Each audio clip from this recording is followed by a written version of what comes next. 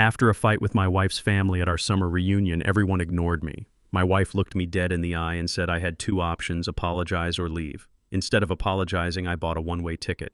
When they finally noticed I was truly gone, it was far too late. Their faces turned entirely pale when I executed my final devastating move. Before I continue this story, let me know where you are watching from in the comments below. Hit like and subscribe if you have ever had to stand up to family who underestimated your worth. I am William Gaines. I am 69 years old and I spent 4 decades building a luxury auto transport empire from a single rusting tow truck. I earned every acre of my sprawling Georgia estate through calloused hands, overcoming immense obstacles designed to keep a black man like me at the absolute bottom. Yet standing in my own formal dining room last Saturday, I was treated like a trespasser on my own land. A jazz quartet played softly on the lower terrace, their music mingling with the loud laughter of wealthy, sun-tanned guests. My stepson Blake stood at the head of the long mahogany table. Blake is 35, a man born into privilege who possessed the arrogant confidence of someone who had never worked a difficult day in his life. He clinked a silver spoon against his crystal champagne flute to command the room's attention. He smiled broadly at his affluent friends and announced that next month he and his development team were breaking ground on a new guest pavilion. To make room, he proudly declared they were bulldozing the old detached garage on the western edge of the property. He called it an ugly eyesore filled with useless junk. My grip tightened on the wooden edge of my chair. That detached garage was my private sanctuary. It held the fragile yellowed ledgers from my very first transport contracts, and the original V8 engine I had rebuilt with my own grease-stained hands. It was the physical monument to my life's struggle and ultimate triumph. I looked directly at Blake and spoke with the calm, resonant voice I had used to command corporate boardrooms for 40 years. I stated clearly that the detached garage was not zoned for demolition, and that no bulldozers would ever be entering my property. The laughter around the table died instantly. Blake rolled his eyes and let out a loud theatrical sigh. He leaned forward, resting his palms on the polished wood, and openly mocked my age right in front of his audience. He claimed I was too senile to understand modern real estate development, and that my outdated sentiments were holding the family's financial portfolio back. He told his friends that I barely knew what year it was, painting me as a fragile, confused old man who desperately needed to be managed by a younger, sharper mind.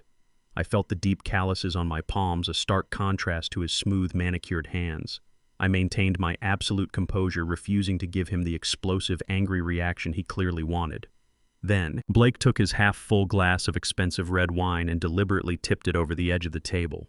The dark liquid splashed across the pristine marble floor, splattering directly onto the toes of my polished leather shoes. He pointed at the growing red puddle with a lazy, arrogant flick of his wrist. He told me to go fetch a towel and clean it up before the marble stain, treating the man who provided the very roof over his head like the hired help. I did not move. I did not break eye contact with the arrogant young man actively testing his boundaries. I waited for my wife Diane to intervene and correct her son. Diane and I had been married for 12 years. I had pulled her out of a mountain of debt and provided her with a life of absolute luxury and security. She sat beside her son wearing a designer silk dress purchased entirely with my corporate funds. Diane stood up slowly, smoothing her dress, but she did not defend me. She walked over and placed a supportive, loving hand on Blake's shoulder, aligning herself entirely with his blatant disrespect. She looked at me with cold, calculating eyes and loudly declared that I was ruining the entire mood of our summer reunion. She told the guests that I was being completely unreasonable and embarrassing our family in front of important business connections. She claimed my mind was clearly slipping, actively reinforcing Blake's malicious, fabricated narrative. Then, she crossed her arms and delivered a sharp, venomous ultimatum. She told me I had exactly 2 options. I could apologize to Blake right now in front of all their guests for interrupting his grand announcement, or I could leave the party immediately and confine myself to the basement until I learned how to behave properly. She assumed my quiet nature meant I was weak and defenseless. She assumed my desire for a peaceful retirement meant I would simply bow my head and endure the humiliation to keep the family intact. I looked at Diane, studying the harsh, unapologetic lines of her face. In that single defining moment, the heavy veil finally lifted from my eyes. Her love was nothing but a calculated parasitic illusion designed to drain my resources. She did not see a devoted husband standing before her. She saw an aging, vulnerable bank account that she and her son were incredibly eager to liquidate. I refused to shout. I refused to give them the satisfaction of watching a broken, angry old man lose his temper. I simply turned on my heel and walked out of the grand dining room. Their mocking laughter echoed off the vaulted ceilings and followed me down the main hallway. I stopped at the mahogany console table and took my smartphone out of my jacket pocket. Diane insisted on tracking my location constantly through that phone, claiming it was for my own medical safety. I placed the device neatly on the table, severing my digital leash once and for all. I walked up the back stairs to the master suite and packed a single leather duffel bag with a few changes of clothes, my passport, and my secure banking tokens. I walked out the front gates of the estate and stepped into the humid, dark Georgia night. I reached the main road and pulled out my wallet to hail a passing airport cab. I handed the driver my primary platinum credit card to secure the long ride. The driver swiped it, frowned deeply, and swiped it again. He turned around and informed me the card had been completely deactivated. The fluorescent lights of the airport terminal hummed overhead as the ticket agent frowned at her computer screen. She swiped my platinum credit card a third time with increasing frustration. She looked up with an apologetic smile and informed me that the bank had placed a hard freeze on the account. I stood perfectly still. The realization hit me like a physical blow to the chest. 6 months ago, my arthritis had flared up severely during a particularly humid Georgia week. Diane had offered to take over managing our daily household expenses. She claimed she wanted to help me rest and avoid the stress of paying utility bills and contractor invoices. I had handed her the master logins, trusting the woman I had married 12 years ago. She had systematically locked me out of my own liquid assets. I reached into my wallet and handed the agent a second card, a premium travel card tied to our joint savings. She ran the magnetic strip and shook her head. That account was also suspended. Diane had moved with terrifying speed. She knew I had left the estate without my tracked smartphone. She had immediately weaponized her access to sever my financial lifeline, stranding me at the airport with nothing but the clothes on my back and a leather duffel bag. She expected me to call her from a public payphone. She expected me to crawl back to the estate penniless and defeated, ready to issue the public apology she had demanded in front of her arrogant son. The agent asked if I had another form of payment. I looked at the long line of restless travelers forming behind me. I did not panic or raise my voice. I simply stepped to the side of the counter and unzipped my duffel bag. I ran my calloused fingers along the bottom seam of the thick leather bag. My hands remembered the exact texture of the hidden zipper I had sewn into the lining years ago. I pulled the small metal tab and reached deep inside the concealed compartment. I withdrew a heavy, solid black metal card. Diane knew absolutely nothing about this piece of plastic. It was a primary corporate account linked directly to an irrevocable trust I had established decades before I even met her. It held the operational capital for my luxury auto transport empire. I stepped back up to the ticket counter and handed the heavy metal card to the agent. I instructed her to book me on the very next flight to Atlanta, and I specified that I required a first-class seat. The agent processed the solid metal card. The transaction cleared instantly without a single security alert. I took my printed boarding pass and walked toward the security checkpoint. I did not look back. Boarding the plane, I settled into my spacious leather seat and ordered a black coffee. I watched the runway lights streak past the window as the jet engines roared to life. My transport empire was headquartered in Atlanta. It was the fortress where I had built my wealth long before Blake and Diane entered the picture. Diane thought she had isolated me by cutting off a few personal credit cards. She failed to understand that a man who built a nationwide logistics network from a single tow truck always kept a secure financial reserve. I landed in Atlanta just as the morning sun breached the horizon.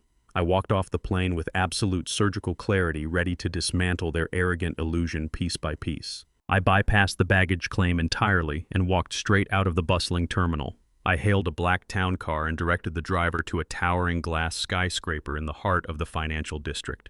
The modern building housed the corporate headquarters of my elite legal team. I bypassed the lobby receptionist and took the private executive elevator directly to the top floor. I walked unannounced into the sprawling corner office of my lead attorney, Oliver. Oliver was a ruthless, brilliant legal mind who had defended my corporate interests against hostile takeovers and aggressive competitors for 15 years. He looked up from his massive mahogany desk, dropping his pen the second he saw my face. He took one look at my grim expression and immediately instructed his assistant to hold all of his calls for the rest of the day. He closed the heavy oak door and asked me what had happened. I sat down in the leather chair across from him. I did not waste time exchanging pleasantries. I told him my wife had frozen my personal accounts and ordered me out of my own house. I instructed Oliver to initiate a complete, unsparing forensic audit of every joint household account Diane managed. I also ordered him to pull the official property records and deeds for the Georgia estate immediately. I needed to know exactly how much cash she had siphoned from the daily reserves. I needed to see the precise depth of her betrayal in black and white. Oliver nodded sharply. He did not ask unnecessary questions. He simply turned to his dual monitors and began accessing the highly secured banking portals and county clerk databases. I sat in tense silence, listening to the rapid, rhythmic clacking of his keyboard. The frantic typing suddenly stopped. The spacious corner office fell into a dead, suffocating silence. Oliver stared intently at his bright monitors, the color completely drained from his face. He slowly took his reading glasses off and placed them carefully on the edge of the desk. He looked across the room at me, his expression tighter and more grave than I had ever seen it during any high-stakes corporate litigation battle. He told me that Diane and her son were not just skimming cash from the checking accounts. He turned one of his monitors around so I could clearly see the glaring red figures populating the screen. Oliver revealed that Blake had officially filed a comprehensive power of attorney document with the county clerk just last week. He had bypassed the standard legal checks by utilizing a private corrupt notary. Armed with that fraudulent document, Blake had walked into a commercial bank and legally leveraged my entire Georgia estate as collateral. He had taken out a massive $5 million commercial loan to fund his failing business ventures. My chest tightened as I read the aggressive loan terms displayed on the glowing screen. Oliver pointed to the bottom of the digital contract. The structure of the loan was extremely predatory. The entire $5 million balance was structured as a balloon payment, and it was due in exactly 5 days. If Blake failed to deliver the cash by the deadline, the bank would execute an immediate foreclosure. They would seize my home and liquidate the property. Blake had effectively sold the roof over my head to save himself from total financial ruin. The sudden demolition of my detached garage was a desperate cover to clear land and sell off parcels to pay the bank. I stared at the glowing high-resolution scan of the power of attorney document on Oliver's screen. The bold signature at the bottom of the final page was a masterful, chilling forgery. It was not a hasty scribble executed in a panic. It was a practiced, deliberate recreation of my distinct handwriting. The heavy slant on the capital W and the sharp angular crossing of the G were flawless.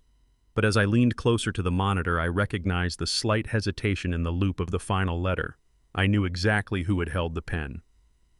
For the past 3 years, whenever the winter cold settled into my joints and my arthritis flared up, Diane would sit beside me at the massive dining table. She would offer to help me sign the hundreds of holiday bonus checks and greeting cards I sent to my top transport drivers and corporate clients. I had praised her for being such a supportive, attentive wife. I had watched her trace my signature over and over, believing she was simply perfecting the art of easing my physical burden. In reality, she was meticulously studying my penmanship, refining the very weapon she planned to use to steal my life's work. The betrayal was not a sudden impulse born out of financial desperation. It was a calculated long-term strategy incubated over years of quiet observation. She had sat next to me drinking tea and smiling while actively preparing to strip me of everything I owned. My blood ran cold, but my mind sharpened into absolute focus. I asked Oliver to pull up the notary seal stamped next to the forged signature. Oliver zoomed in on the digital document, revealing the name of a private independent notary.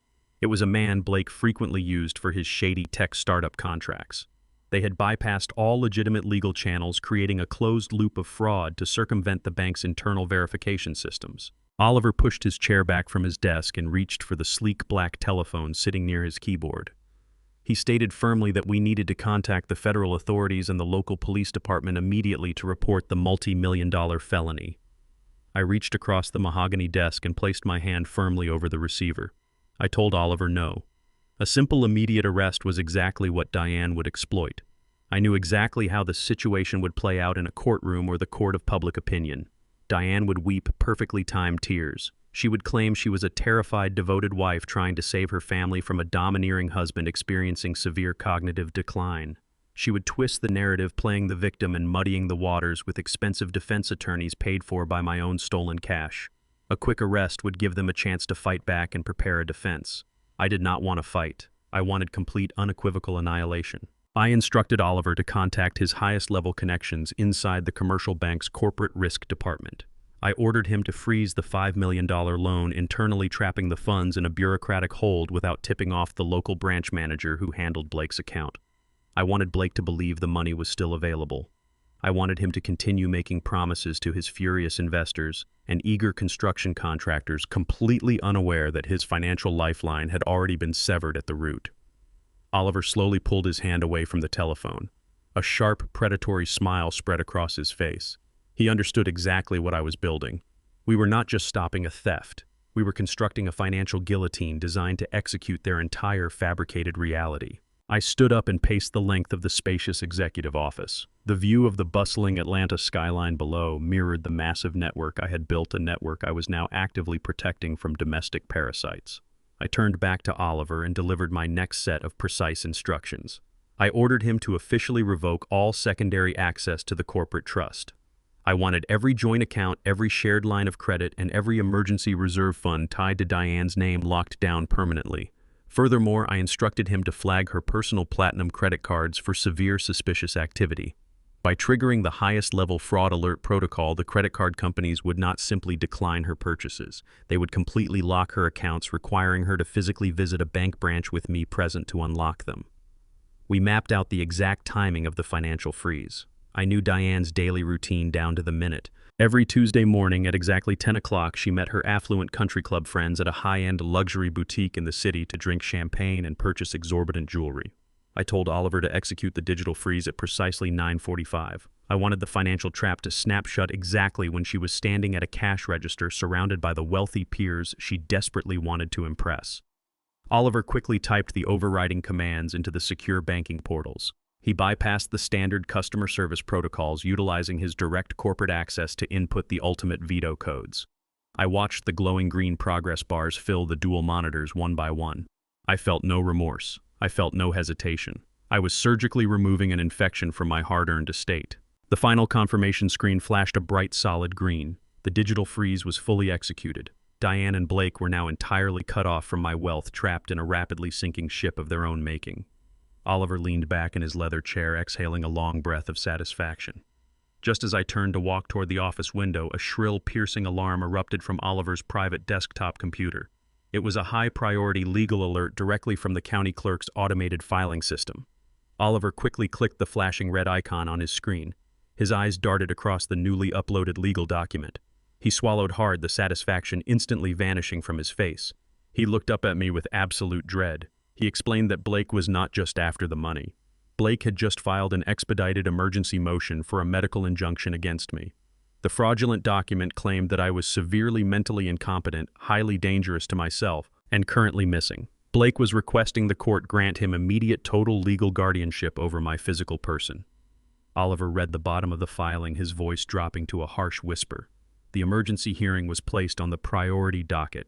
If the county judge signed that specific injunction tomorrow morning, Blake would gain the absolute legal authority to have me hunted down by law enforcement.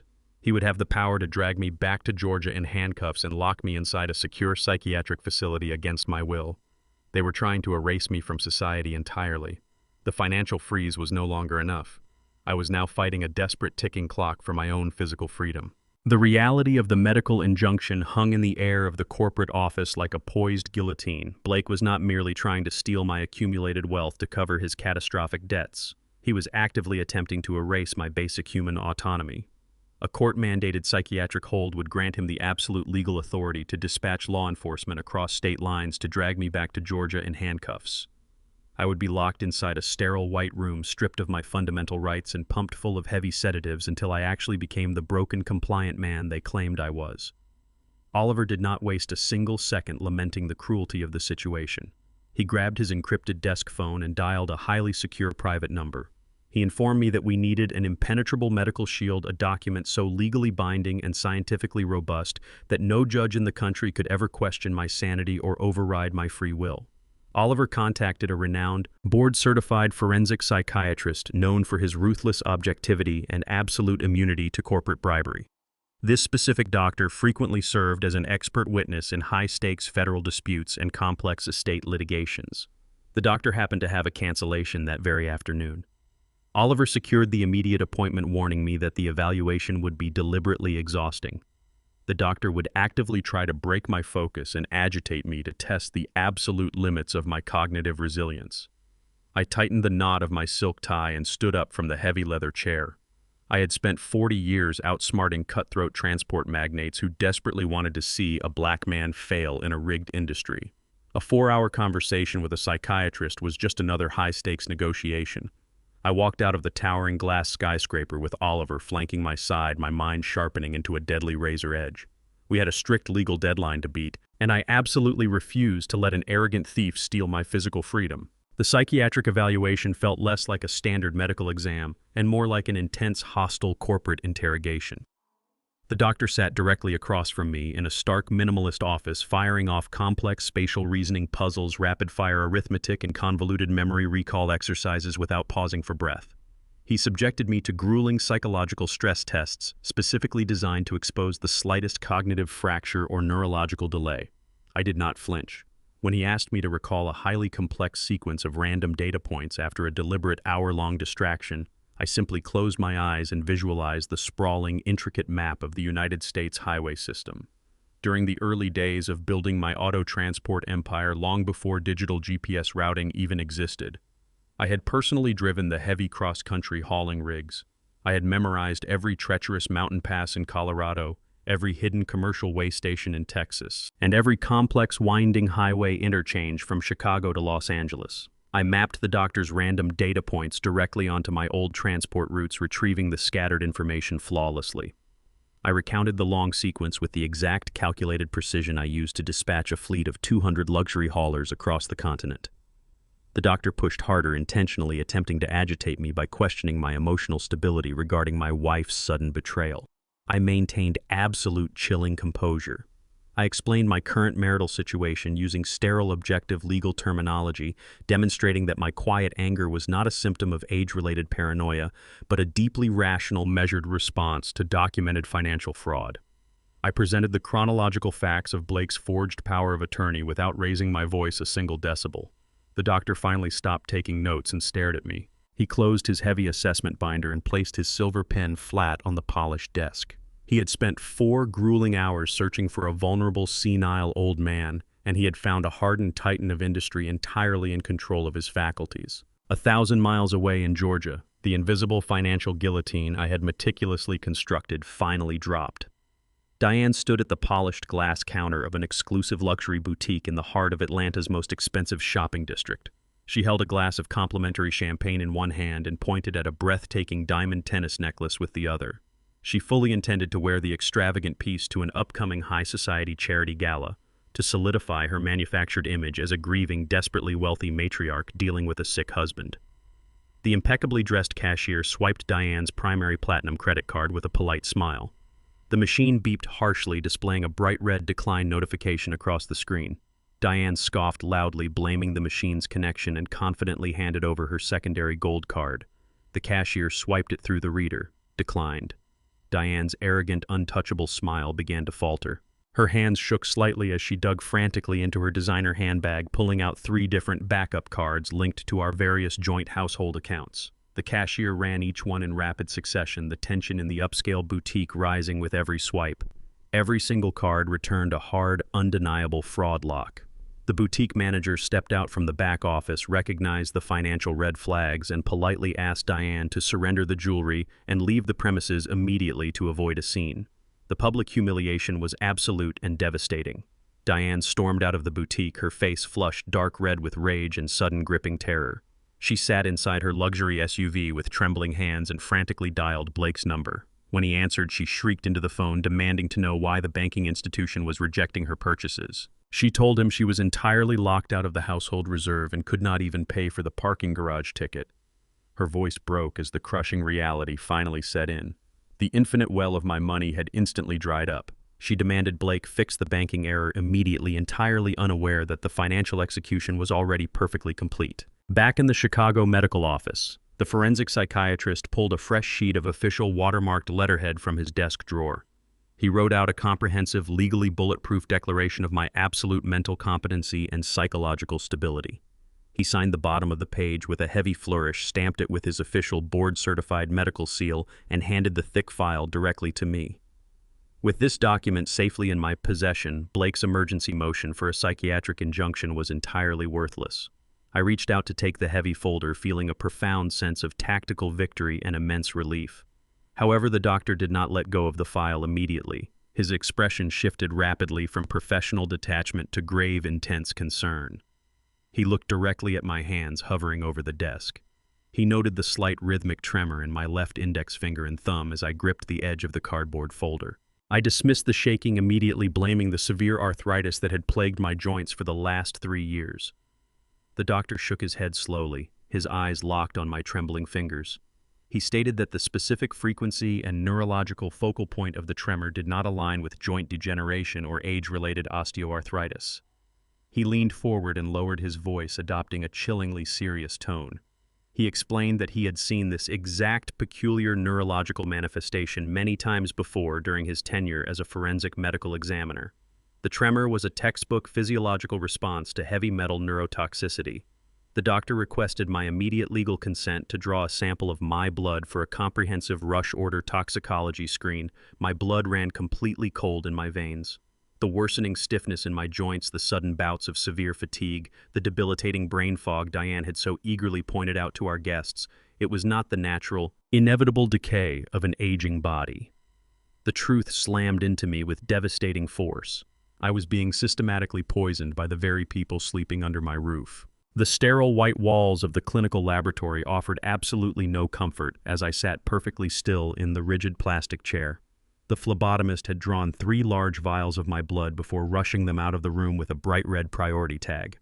I stared at the small cotton bandage inside my elbow and let my mind rewind through the agonizing fog of the past 6 months. The chronic exhaustion I had simply attributed to the massive stress of running a nationwide logistics empire had begun to feel unnaturally heavy by late autumn.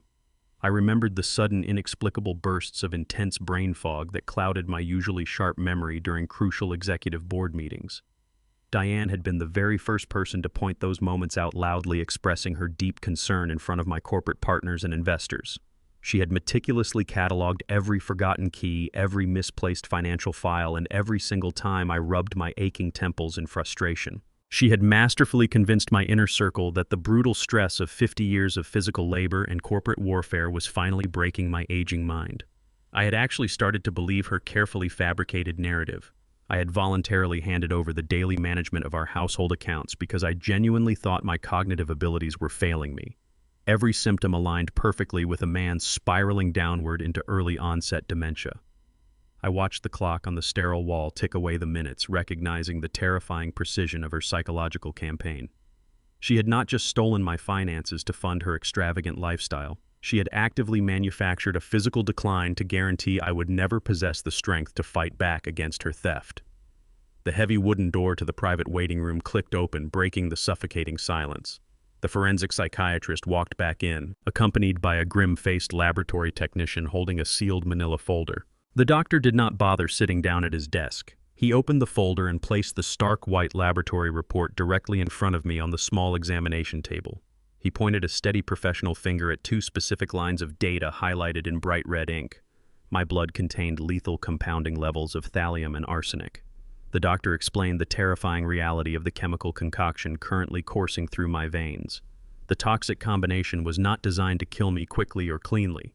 A sudden massive lethal dose would immediately trigger a mandatory coroner's autopsy and a subsequent police homicide investigation. Instead, the administration was microscopic, deeply calculated, and terrifyingly patient. The heavy metals were being introduced into my system in precise fractional measurements specifically engineered to degrade my neurological pathways over an extended period. The thallium induced the severe joint pain and the visible tremors in my extremities that I had mistakenly blamed on age. The arsenic slowly suffocated my cellular function, causing the severe cognitive fog, the chronic fatigue, and the alarming memory lapses that Diane loved to highlight. The doctor looked at me with a mixture of professional shock and profound pity. He stated unequivocally that my poisoner possessed a highly sophisticated understanding of medical pathology. They were intentionally charting a course of physical destruction that perfectly mirrored the natural tragic progression of degenerative dementia. By the time my heart inevitably failed from the toxic buildup, any attending physician would simply sign off on the death certificate as natural causes stemming from advanced age and severe cognitive decline. The medical evidence sitting on the table was entirely irrefutable. I was not dying from the relentless march of time or the hard miles I had put on my body, building my transport fleet. I was being actively, methodically assassinated. The terrifying revelation triggered a sharp, visceral memory that immediately burned through the remaining fog in my mind. I thought back to the harsh winter evenings 6 months ago when my knees throbbed relentlessly from old injuries sustained while manually loading heavy freight onto my very first flatbed trucks. Diane had appeared in my study one evening carrying a steaming porcelain mug on an ornate silver tray. She presented a special custom-blended herbal tea she claimed to have sourced from an exclusive holistic wellness boutique in the city. She insisted the dark bitter brew contained rare anti-inflammatory properties guaranteed to soothe my aching joints and help me sleep soundly through the night. She made it her absolute priority to brew that specific cup of tea for me every single night without fail. She would stand in the doorway of my study watching me with a tender, affectionate smile until I drank every last drop of the liquid. She would gently take the empty mug from my hands, kiss my forehead with feigned devotion, and wish me sweet dreams. The profound evil of that nightly ritual struck me with devastating, breathtaking force. The woman I had married, the woman I had pulled from the brink of total financial ruin and elevated to the highest tier of high society, was feeding me liquid death with a loving smile. She had used my genuine physical pain as the perfect Trojan horse for her arsenic. Every gentle kiss on my forehead was a calculated measurement of my impending demise. She was not just a greedy, entitled wife eager to spend my hard-earned fortune with her arrogant son. Diane was a cold-blooded predator systematically murdering her husband to secure an early, uncontested inheritance before I could notice her massive financial fraud. Oliver paced the small clinical room, his face flushed with uncontainable rage. He pulled out his encrypted phone and fiercely declared that he was calling his direct contacts at the Federal Bureau of Investigation immediately. He wanted Diane and Blake arrested for attempted homicide before the sun set over the city. I reached out and grabbed Oliver's wrist, applying enough pressure to force him to lower the phone. I told him we could not involve the federal authorities yet. A positive blood test only proved that I was being poisoned. It did not definitively prove who was administering the toxins. If the FBI raided the Georgia estate right now, Diane would simply play the frantic, horrified wife. She would effortlessly pin the blame on the private catering staff, the estate housekeeper, or even claim that Blake had acted entirely alone without her knowledge. She would hire elite defense attorneys with my stolen money to create reasonable doubt and potentially escape justice entirely. I needed absolute, irrefutable physical evidence linking her directly to the poison. I needed to catch her with the vial in her hand, caught in the act of preparing the toxic dose. Oliver stared at me, his eyes widening as he understood the terrifying implication of my strategy. I told him I had to return to the Georgia estate tonight. I had to walk back into the predator's den, look my would-be murderer directly in the eye, and gladly accept her nightly cup of toxic tea. The only way to secure the undeniable proof I needed to destroy her was to place myself directly back in the crosshairs of her lethal conspiracy. The iron gates of the Georgia estate loomed ahead in the heavy, humid evening mist. I stepped out of the black town car Oliver had arranged and instructed the driver to leave the premises immediately. I needed to look like a man who had wandered aimlessly across state lines, lost in a terrifying cognitive fog. I untucked the crisp white shirt of my tailored suit and deliberately tore the top button off the collar. I dragged my hands aggressively through my neatly trimmed hair, creating a disheveled, unkempt appearance. Decades ago, during the volatile early years of building my auto transport empire, I frequently had to swallow my pride and play the deferential, unassuming driver to secure lucrative contracts from prejudiced freight managers. I knew exactly how to make arrogant, entitled people underestimate my intelligence. I hobbled up the long, sweeping driveway, forcing my knees to buckle slightly with every third step as if the joint pain had consumed my mobility. A local police cruiser sat parked near the grand entrance, its emergency lights flashing silently against the red brick facade. Diane had clearly maintained her frantic, victimized charade with the authorities. I reached the heavy mahogany double doors and pushed them open with a weak, trembling hand. I stumbled across the threshold, letting my leather duffel bag drop heavily onto the polished marble floor. I let out a low, confused groan, perfectly mimicking the absolute disorientation of a broken, senile mind. The two officers standing in the vast foyer turned toward me instantly, their hands dropping to their utility belts. I blinked rapidly, squinting at the bright crystal chandelier above as if I had no idea how I had arrived in my own home. Diane rushed into the foyer from the formal living room, wearing a perfectly pressed silk robe and a deeply fabricated expression of absolute terror. She dramatically threw her hands over her mouth and let out a loud, theatrical sob that echoed through the high ceilings. She ran toward me and wrapped her arms tightly around my neck, squeezing me with a desperate, cloying grip. Her expensive perfume, purchased with my hijacked corporate funds, filled my lungs with a sickening sweetness. Over her shoulder, I saw Blake saunter into the hallway.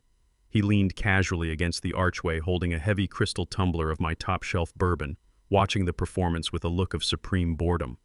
Diane turned to the police officers, tears streaming flawlessly down her cheeks. She thanked them profusely for their diligent search efforts and assured them her wandering husband had finally found his way back home. She spun a tragic rehearsed tale of my worsening dementia, claiming I frequently forgot my own name and wandered the dangerous city streets in a daze. The officers offered their quiet sympathies, advised her to lock the estate doors securely at night, and promptly exited the premises. The moment the heavy wooden doors clicked shut behind the authorities, the temperature in the room instantly dropped. Diane stepped away from me, her frantic weeping instantly replaced by a cold, calculating sneer. She did not ask where I had been or how I had survived the last few days without access to my frozen bank accounts. She simply looked at Blake and delivered a sharp, triumphant smirk over my hunched shoulder. They genuinely believed I had surrendered to my fabricated illness, crawling back to the only shelter I knew. Blake took a slow sip of his bourbon, his eyes gleaming with malicious satisfaction. He told me to go straight to my bedroom and stay there until morning, commanding me like a disobedient dog. I kept my head bowed, shuffling toward the grand staircase with a hollow, vacant stare. The grandfather clock in the main hallway struck 2 in the morning. The sprawling estate was entirely silent, bathed in the pale light of a full moon. I sat up in the pitch darkness of the master bedroom, my feigned physical weakness vanishing in a single fluid motion.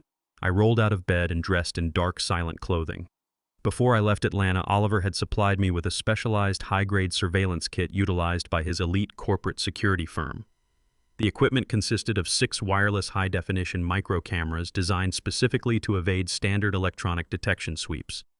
I moved through my own house with the silent, predatory grace of a man actively reclaiming his stolen territory. I slipped down the back service stairs and entered the expansive gourmet kitchen. I pulled a sturdy wooden stool to the edge of the central marble island. Using a specialized miniature drill, I embedded the first microscopic lens directly into the ornate wooden crown molding above the commercial stove. I angled the high-resolution camera to capture a perfect, unobstructed view of the granite countertops and the specific tea preparation station Diane used. I moved swiftly to the adjacent study, embedding 2 more lenses inside the thick bindings of the heavy leather encyclopedias lining the bookshelves. I worked with the meticulous, unwavering precision of a master mechanic rebuilding a complex diesel transport engine. Every microscopic wire was deeply concealed and every glass lens was perfectly camouflaged against the dark wood. I needed undeniable visual proof of Diane administering the toxic thallium and arsenic cocktail. I needed to capture the exact moment she prepared the lethal dose, ensuring she could never pass the blame onto the estate staff or claim ignorance in a federal court. I finished securing the final camera inside the walk-in kitchen pantry, preparing to initialize the recording sequence on my encrypted smartphone. I pressed the final activation button on the specialized security application. The digital loading bar on my screen hovered stubbornly at 10%, requiring a full 60 seconds to establish the encrypted uplink to Oliver's external servers. Suddenly, the heavy brass handle of the kitchen door clicked loudly. The harsh, bright overhead fluorescent lights flicked on, flooding the room with blinding illumination. I dropped to the floor, instantly diving behind the massive granite pantry island just as the door swung open. I held my breath, pressing my back flat against the cold wooden baseboards. Heavy, deliberate footsteps echoed sharply across the ceramic tile floor. I carefully angled a small, polished silver serving tray on the bottom shelf to act as a makeshift mirror. The curved reflection revealed Blake walking into the kitchen. He was dressed in dark sweatpants, moving with a hurried, erratic, and deeply nervous energy. He walked directly to the tea station Diane maintained exclusively for my nightly herbal brews. He reached into the deep pocket of his sweatshirt and pulled out a small, unmarked glass vial filled with a thick, clear liquid. He unscrewed the metal cap, his hands shaking violently as he hovered the vial directly over my personalized porcelain mug. My blood ran completely cold. Blake was bypassing his mother entirely and preparing the next toxic dose right now, effectively accelerating their murderous timeline to secure his fraudulent commercial loan before the bank foreclosed. I glanced down at the glowing screen of my encrypted smartphone hidden securely in my palm. The surveillance network initialization remained stalled at 40%. The micro cameras embedded in the ceiling were totally offline and blind, capturing absolutely nothing of the lethal transaction occurring 3 feet away from me. If I jumped out from the shadows to stop him physically, I would ruin my only chance at securing irrefutable federal evidence and expose my cognitive clarity. If I stayed hidden in the dark pantry, the deadly poison would be successfully deployed without a single frame of recorded proof. I pressed my spine flat against the cold baseboards of the massive granite pantry island. Blake stood mere feet away under the harsh fluorescent kitchen lights, holding the small glass vial directly over my personalized porcelain mug.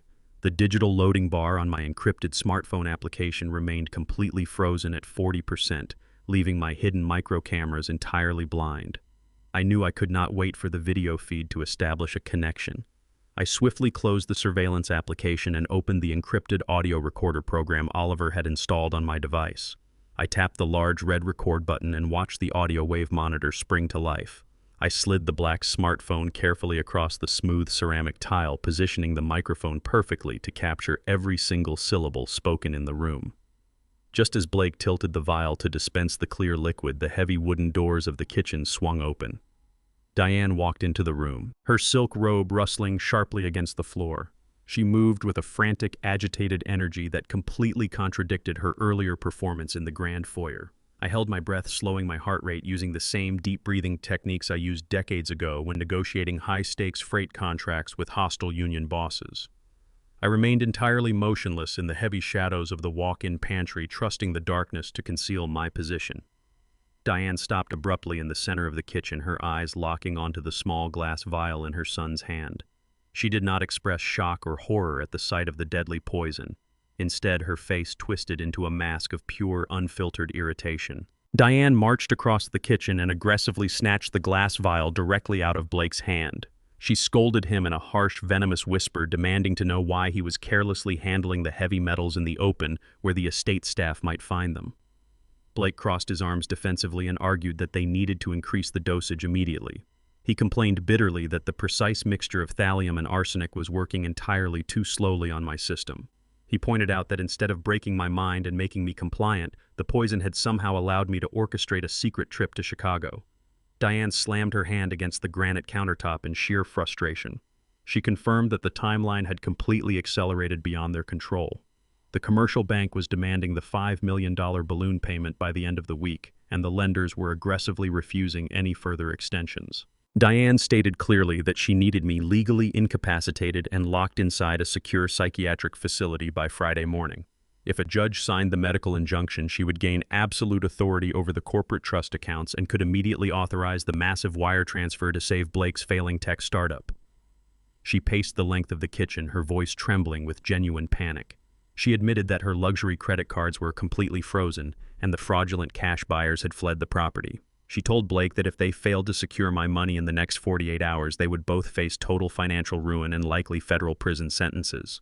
The audio recorder on my phone captured every desperate, incriminating confession with pristine clarity. Blake poured himself a glass of water, his arrogant demeanor entirely replaced by desperate, calculating malice. He leaned against the marble counter and suggested a much faster, permanent method to secure the estate. He stated that waiting for the heavy metals to mimic degenerative dementia was no longer a viable strategy for their survival. He proposed that an elderly, confused man wandering the dark halls of the estate could easily suffer a tragic accident. Blake pointed out that the grand marble staircase in the main foyer was incredibly steep and entirely uncarpeted. He coldly explained that a severe fall from the top landing would perfectly guarantee a massive, fatal brain hemorrhage. A sudden accidental death would instantly trigger the execution of my last will and testament, bypassing the lengthy legal process of a medical injunction entirely. Diane stopped pacing and stared at her son. She did not recoil in horror at the horrific suggestion of violently murdering her husband of 12 years. She stood in the center of the kitchen and nodded with terrifying, absolute agreement.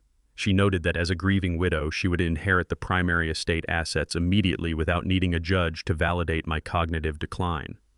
Crouched in the dark pantry, I listened to them finalize the mechanics of my execution. They assumed my physical balance was completely ruined by age and arthritis.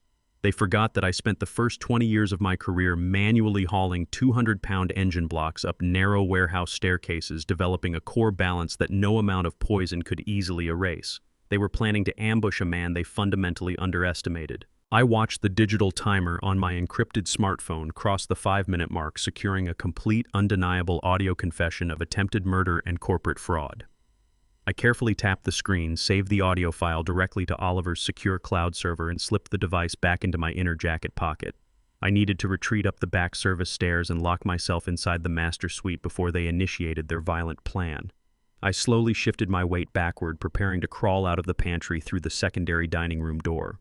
As I rotated my hips, a sharp, sudden spike of thallium-induced pain shot directly through my left knee joint. My leg buckled slightly under the unexpected strain. My knee struck the edge of the bottom wooden shelf, colliding hard with a stack of large metal baking sheets left behind by the catering staff. The heavy aluminum pans crashed onto the ceramic tile floor, the sharp, metallic clatter echoing violently through the silent kitchen. The conversation in the center of the room died instantly. Diane and Blake froze in place. Blake quickly reached across the stove and grabbed a heavy cast-iron skillet by its handle, raising it like a weapon. Diane pointed a shaking finger directly toward the open doorway of the dark pantry. Heavy, slow footsteps began moving across the kitchen floor, advancing steadily toward my exposed position. I pressed my back against the wall, trapped completely in the dark, bracing for the immediate violent confrontation they had just planned. The heavy footsteps halt, just inches from the pantry threshold. I need to act immediately before Blake discovers me crouching in the shadows with an active audio recorder. I sweep my arm aggressively across the middle wooden shelf. A heavy glass jar of rolled oats and a large cardboard box of cornflakes crash to the ceramic floor, shattering and spilling everywhere. I immediately drop to my hands and knees amid the scattered cereal and broken glass.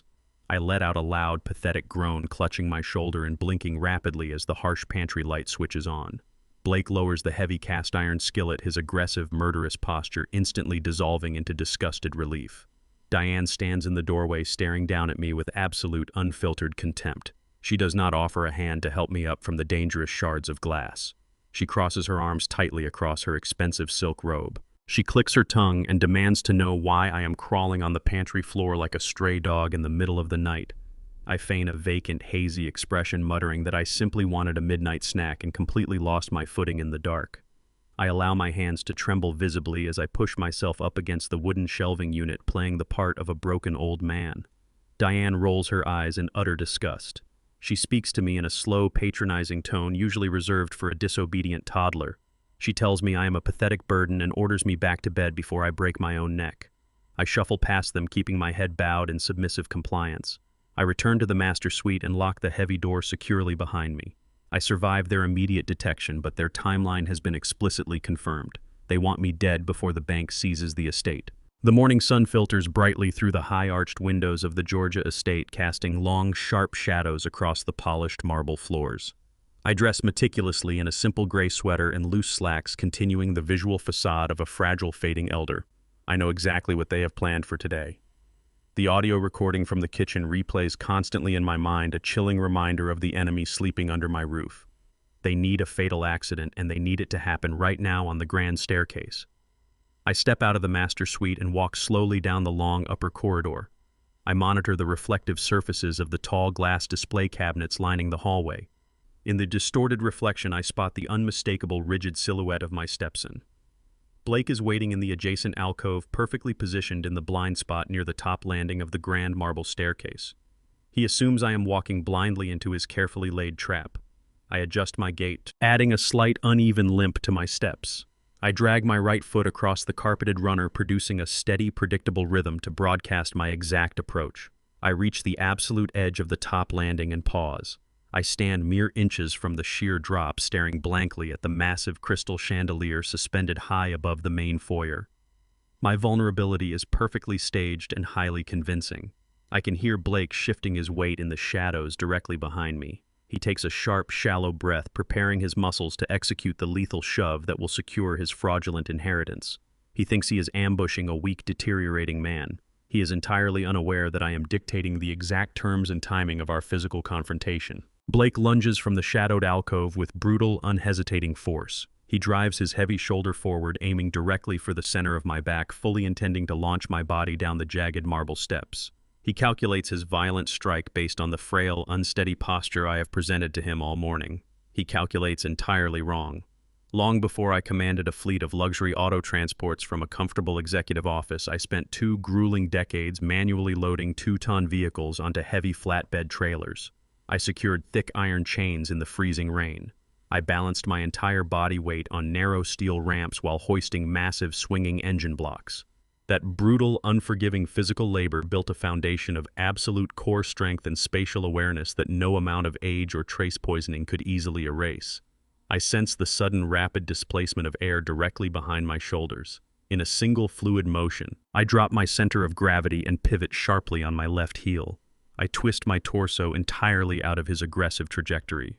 Blake's immense forward momentum finds absolutely no physical resistance. He cannot stop his aggressive charge. His heavy shoulder meets empty air. His eyes widen in sheer, unadulterated terror as his heavy leather boots slip off the edge of the smooth marble landing. He flails his arms desperately, grasping at the empty space where my body was supposed to be. I stand perfectly balanced on the top step, watching the arrogant thief launch himself over the precipice. Muscle memory and a lifetime of hard labor just saved my life, turning his own murderous intent into his physical downfall. Blake plummets down the steep, uncarpeted flight of stairs. He tumbles violently over the jagged marble edges, his body twisting in a chaotic, uncontrolled descent. He crashes heavily onto the intermediate landing with a sickening, audible crack that echoes through the vast foyer. A sharp shriek of genuine agony rips from his throat as he clutches his right forearm. The bone protrudes at a grotesque, unnatural angle beneath his torn sleeve. Diane bursts out of the master suite, her face draining of all color as she witnesses her son writhing in pain on the hard marble floor. She screams hysterically and sprints down the stairs to his side. She does not look at me with relief that I somehow survived a near-fatal accident. She looks up at me with unfiltered, venomous rage because her meticulously planned assassination attempt has spectacularly failed.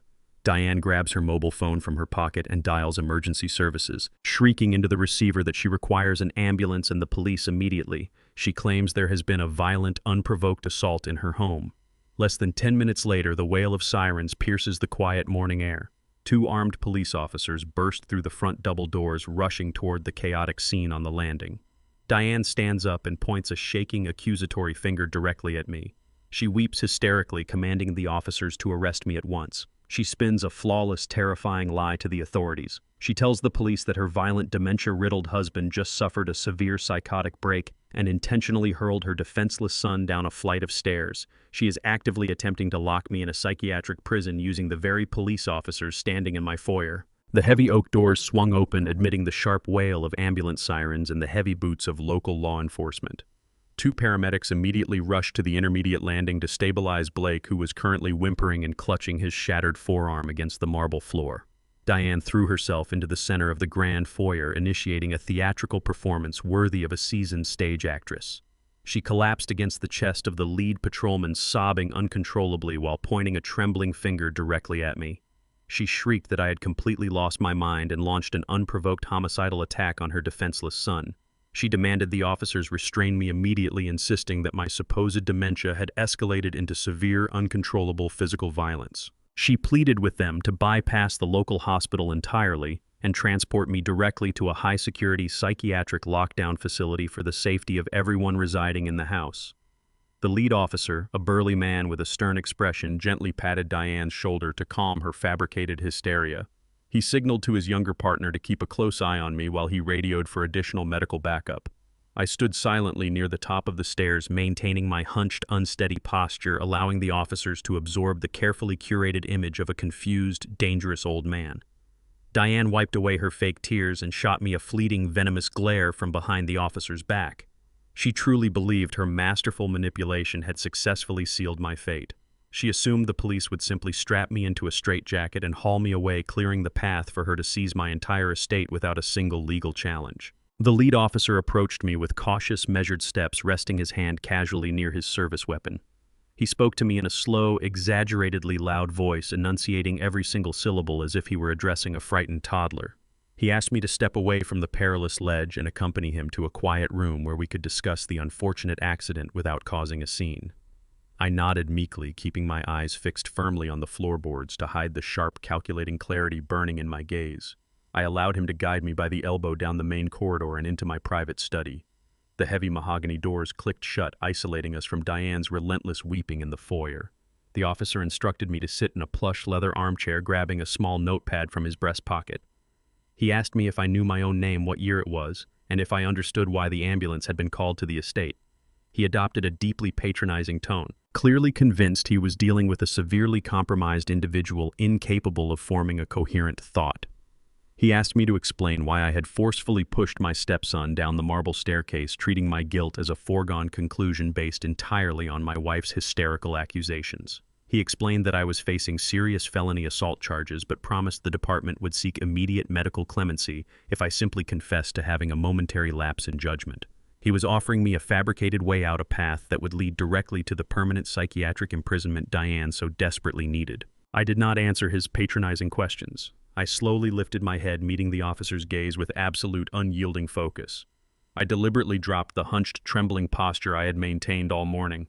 I rolled my shoulders back, pulling myself up to my full height, projecting the imposing physical presence I used to command loading docks and hostile corporate boardrooms. The officer instinctively gripped the wooden arms of his chair, visibly startled by the sudden, dramatic physical transformation. I reached into the inner pocket of my tailored suit jacket and withdrew the thick manila envelope containing my certified psychiatric evaluation. I placed the heavily stamped document directly onto the desk alongside a sleek black business card bearing Oliver's direct corporate contact information. I instructed the officer to read the board-certified medical declaration confirming my flawless cognitive health. While he scanned the complex legal paperwork with widening eyes, I pulled out my secure smartphone and placed it next to his notepad. I tapped the screen and initiated the audio playback of the secret recording I had captured in the kitchen pantry just hours earlier. The quiet study was instantly filled with the crisp, undeniable sound of Diane and Blake coldly plotting my murder. The officer listened in stunned silence as Blake explicitly suggested pushing me down the grand marble staircase to trigger a fatal brain hemorrhage. He heard Diane agree to the violent assassination with chilling enthusiasm, solidifying their premeditated conspiracy to execute me and steal my auto-transport fortune. The color completely drained from the officer's face as the audio recording clicked to a halt. The stark reality of the situation crashed down upon him. He realized he was not standing in a house with a confused, violent elder, but was currently trapped amidst a pair of ruthless, calculating attempted murderers. He immediately reached for the radio clipped to his shoulder, stating he needed to arrest Diane and her son before the ambulance departed the property. I reached across the desk and clamped my large, calloused hand over his wrist, forcing him to lower the radio. I told him a premature arrest for attempted assault would only capture a fraction of their extensive criminal enterprise. I needed them to proceed with their desperate financial maneuvers to expose the massive commercial loan fraud Blake had committed against the federal banking system. I proposed a highly dangerous tactical delay. I instructed the officer to return to the foyer and tell Diane that I was heavily sedated and temporarily secured in the study, buying me the crucial hours I needed to spring the ultimate financial trap. The officer stared at me, deeply conflicted by the aggressive, unorthodox legal strategy. He slowly lowered his radio, agreeing to play along with the temporary deception to secure the larger federal indictment. He leaned across the desk, his expression hardening into a grim mask of absolute seriousness. He warned me that by keeping the predators loose in the house, I was stepping far beyond the boundaries of standard police protection. He stated clearly that if my high-stakes financial ambush failed, or if Diane realized I was actively onto her scheme, I would be entirely on my own against two desperate people with absolutely nothing left to lose. The wail of the police sirens faded into the distance as the patrol car rolled out of the estate gates. Diane stood in the grand foyer watching the taillights vanish down the long driveway with a look of absolute, unfiltered triumph. She genuinely believed her theatrical weeping had completely fooled the local authorities. She assumed the officers had accepted my temporary confinement in the study as a necessary safety measure against a violent, unstable old man. She did not know I had just converted the lead patrolman into a silent, strategic witness for a massive federal indictment. Emboldened by her perceived victory, Diane wasted absolutely no time escalating her timeline. She needed my signature rendered legally void before the commercial bank foreclosed on her son's fraudulent loan.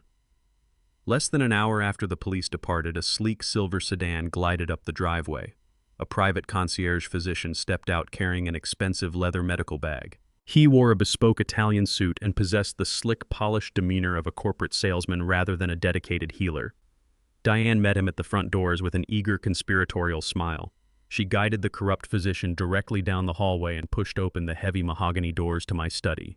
She spoke to me in a sickeningly sweet voice, announcing that a specialist had arrived to check my vital signs following my supposed violent outburst on the staircase. I remained seated in the plush leather armchair, letting my shoulders slump forward heavily.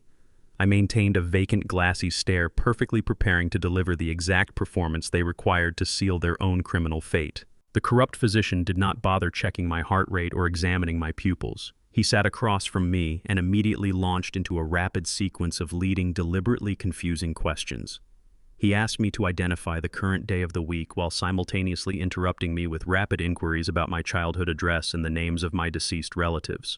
His examination was a masterclass in psychological manipulation, designed specifically to overwhelm and disorient a fragile mind. I did not fight his aggressive, unethical tactics. Decades ago, during the grueling early years of establishing my transport routes, corrupt freight inspectors often tried to double-talk me into accepting fraudulent shipping manifests. I had learned early on that the most effective way to trap a dishonest man was to let him believe he was the smartest person in the room. I intentionally fumbled my answers. I stuttered heavily, mixing up dates and staring blankly at the wall as if searching for memories that had completely evaporated from my brain. I let my hands tremble as I gripped the arms of the chair, perfectly mimicking the advanced stages of the heavy metal poisoning they had subjected me to. The physician smiled a thin, deeply satisfied smile. He did not ask a single follow-up question regarding my physical health. He opened his premium leather bag and pulled out a pre-printed medical document.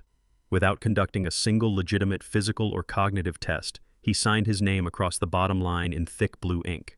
He officially certified a preliminary declaration of total cognitive failure, granting Diane the exact medical weapon she needed to seize absolute control of my physical autonomy and my financial empire. Diane snatched the signed medical declaration from the desk with trembling, eager hands. She thanked the physician profusely, her voice dripping with fake relief as she claimed this document would finally ensure her beloved husband received the proper psychiatric care he desperately needed. She escorted the doctor out of the study, pulling the heavy mahogany doors firmly shut behind them. The moment the brass latch clicked into place, my frail, trembling posture vanished entirely. I sat up straight, rolling my shoulders to release the tension of the fabricated performance. I reached into my inner jacket pocket and withdrew my encrypted smartphone. I quickly launched the secure surveillance application Oliver had installed for me in Chicago. I accessed the live feed from the microscopic camera I had embedded inside the hallway crown molding the previous night. The high-definition screen illuminated the dark corridor outside my study. I watched Diane and the physician stop near the front entrance. Diane opened her designer handbag and pulled out a thick, unmarked manila envelope. She handed it directly to the corrupt doctor. The envelope was visibly bulging with thick stacks of $100 bills. The physician quickly tucked the illicit cash into his tailored suit jacket, nodded sharply to Diane, and exited the estate without a backward glance. The absolute clarity of the hidden camera captured the entire transaction flawlessly. I tapped the screen, saving the high-definition video file directly to Oliver's secure federal evidence cloud. Diane had just cemented her conspiracy to commit medical fraud, providing the federal prosecutors with an undeniable recorded act of felony bribery. With the fraudulent medical declaration securely in her grasp, Diane marched directly into the formal living room. I switched the surveillance feed on my encrypted phone to the micro camera hidden near the grand fireplace. Blake sat on the velvet sofa, his shattered right arm encased in a temporary medical splint from his disastrous fall down the marble staircase. Diane proudly handed him the signed document, boasting that they finally possessed the legal authority to liquidate my remaining physical assets. Blake immediately pulled his mobile phone from his pocket and dialed a local number. He spoke to a high-end, notorious auto broker known for facilitating massive off-the-books cash transactions. Blake announced that he held full medical and legal power of attorney over my entire estate. He instructed the broker to bring his wealthiest cash buyers to the property this very afternoon. Blake intended to completely liquidate my pristine multi-million-dollar classic car collection, a private fleet of vintage vehicles I had meticulously restored over the past 30 years. The collection included the very first classic Mustang I had purchased the day I signed my first $1 million transport contract. He promised the broker a staggering discount for an immediate same-day cash buyout, desperate to secure enough capital to halt the impending bank foreclosure on his fraudulent loan. I listened to the brazen negotiation through the crisp audio feed on my smartphone, my jaw tightening with cold, relentless fury. Those classic cars represented thousands of hours of my personal labor and immense historical value. I absolutely could not allow those vehicles to be driven off my property by opportunistic scavengers. I needed to block the sale entirely, but stepping out of the study to intervene physically would instantly destroy my carefully orchestrated senile facade. I was trapped in a high-stakes standoff, requiring a tactical solution that would secure the garage without exposing my absolute cognitive clarity to the predators operating inside my home. I remained seated in the leather armchair of my study. I listened intently as the heavy iron gates of the Georgia estate groaned open. The distinct rumbling diesel engines of 3 heavy-duty flatbed trucks echoed up the long driveway. Blake had moved with terrifying speed to liquidate my classic car collection. I stood up slowly and walked to the tall arched window overlooking the front courtyard. Three impeccably dressed men stepped out of a sleek black town car that had followed the transport trucks. They were wealthy, opportunistic automotive collectors who thrived on exploiting desperate estate liquidations. Each man held a heavy aluminum briefcase packed tightly with untraceable cash. Blake rushed out the front double doors to greet them. He wore a wide, arrogant smile, completely confident that his fraudulent medical document granted him absolute authority to sell my life's work. He shook their hands aggressively and pointed toward the massive, climate-controlled facility on the eastern edge of the property. I watched the greedy scavengers evaluate my estate with predatory hunger. They believed they were about to secure a fleet of flawlessly restored vintage vehicles for a fraction of their true market value. I knew exactly how much blood and sweat those cars represented. I had purchased the centerpiece of the collection, a pristine classic Mustang, the very same afternoon I signed my first major nationwide transport contract. I absolutely refused to let an arrogant thief hand my legacy over to absolute strangers. I pulled my encrypted smartphone from my inner jacket pocket. I needed to execute a flawless mechanical blockade without ever stepping foot outside my study. Blake led the wealthy collectors across the manicured lawn toward the sprawling automotive facility. The buyers chatted excitedly, gripping their heavy cash briefcases with visible anticipation. They approached the primary entrance of the massive structure. Decades ago, before I ever hired a private security firm, I had personally designed and wired the entire electrical mainframe for that specific building. I had spent countless late nights running thick copper wiring and installing heavy pneumatic hydraulics to protect my most valuable automotive investments. I knew every single circuit sensor and failsafe hidden behind the reinforced concrete walls. Blake confidently reached into his pocket and pulled out the master keyring he had stolen from my private desk drawer. He strutted up to the keypad, completely unaware that physical keys were entirely useless against the digital override protocols I had coded into the central server. He inserted the brass key into the heavy deadbolt and turned it firmly. He grabbed the polished steel handle and pulled hard. The heavy door did not budge a single inch. Blake frowned deeply, his arrogant smile faltering slightly in front of his wealthy audience. He jiggled the handle aggressively and punched his personalized access code into the digital keypad. The small screen flashed a bright, solid red error message. The entire facility was utterly unresponsive to his commands. He apologized nervously to the impatient collectors, blaming a temporary glitch in the estate power grid. He did not realize that the architect of the security system was currently watching his humiliating struggle from a second-story window. I tapped the secure application on my smartphone and accessed the primary garage control network. I navigated to the extreme emergency protocols on my encrypted screen. I selected the absolute maximum security override and pressed the activation command. Deep inside the concrete walls of the automotive facility, heavy industrial pneumatic pistons roared to life. The deafening mechanical grinding echoed loudly across the quiet courtyard. Blake stumbled backward in sheer terror as the building physically transformed before his eyes. Massive solid steel blast shutters suddenly dropped from the ceiling, slamming violently down over every single window and exterior glass panel. The heavy metallic impacts shook the ground beneath the flatbed trucks. Thick titanium deadbolts engaged simultaneously across all four main garage bays with a loud synchronized mechanical crack. The facility instantly entered absolute vault mode, severing all external power to the keypads and completely sealing the classic cars inside an impenetrable steel fortress. The wealthy collectors stepped back toward their town car, their faces pale with sudden alarm. They clutched their briefcases tightly, realizing this was not a simple estate sale but a highly volatile and completely unsecured location. Blake stood frozen on the concrete pathway, staring at the impenetrable metal fortress in complete disbelief. His guaranteed $1 million cash payout was now permanently locked behind 6 inches of reinforced military-grade titanium. He grabbed the heavy steel handle of the main door and yanked it with all his might. The door remained entirely fused to the concrete foundation. The financial lifeline he desperately needed to appease the commercial bank was now completely out of his reach. I watched from my dark study window, my face an absolute mask of cold calculation. The deep humiliation washed over Blake instantly. The wealthy collectors openly mocked his sheer incompetence, loudly complaining that he had completely wasted their valuable time. One of the buyers sharply advised Blake to resolve his family disputes before ever inviting serious investors to his property again. Blake's face flushed dark red with uncontainable violent rage. He balled his hand into a tight fist and punched the solid steel door with brutal force.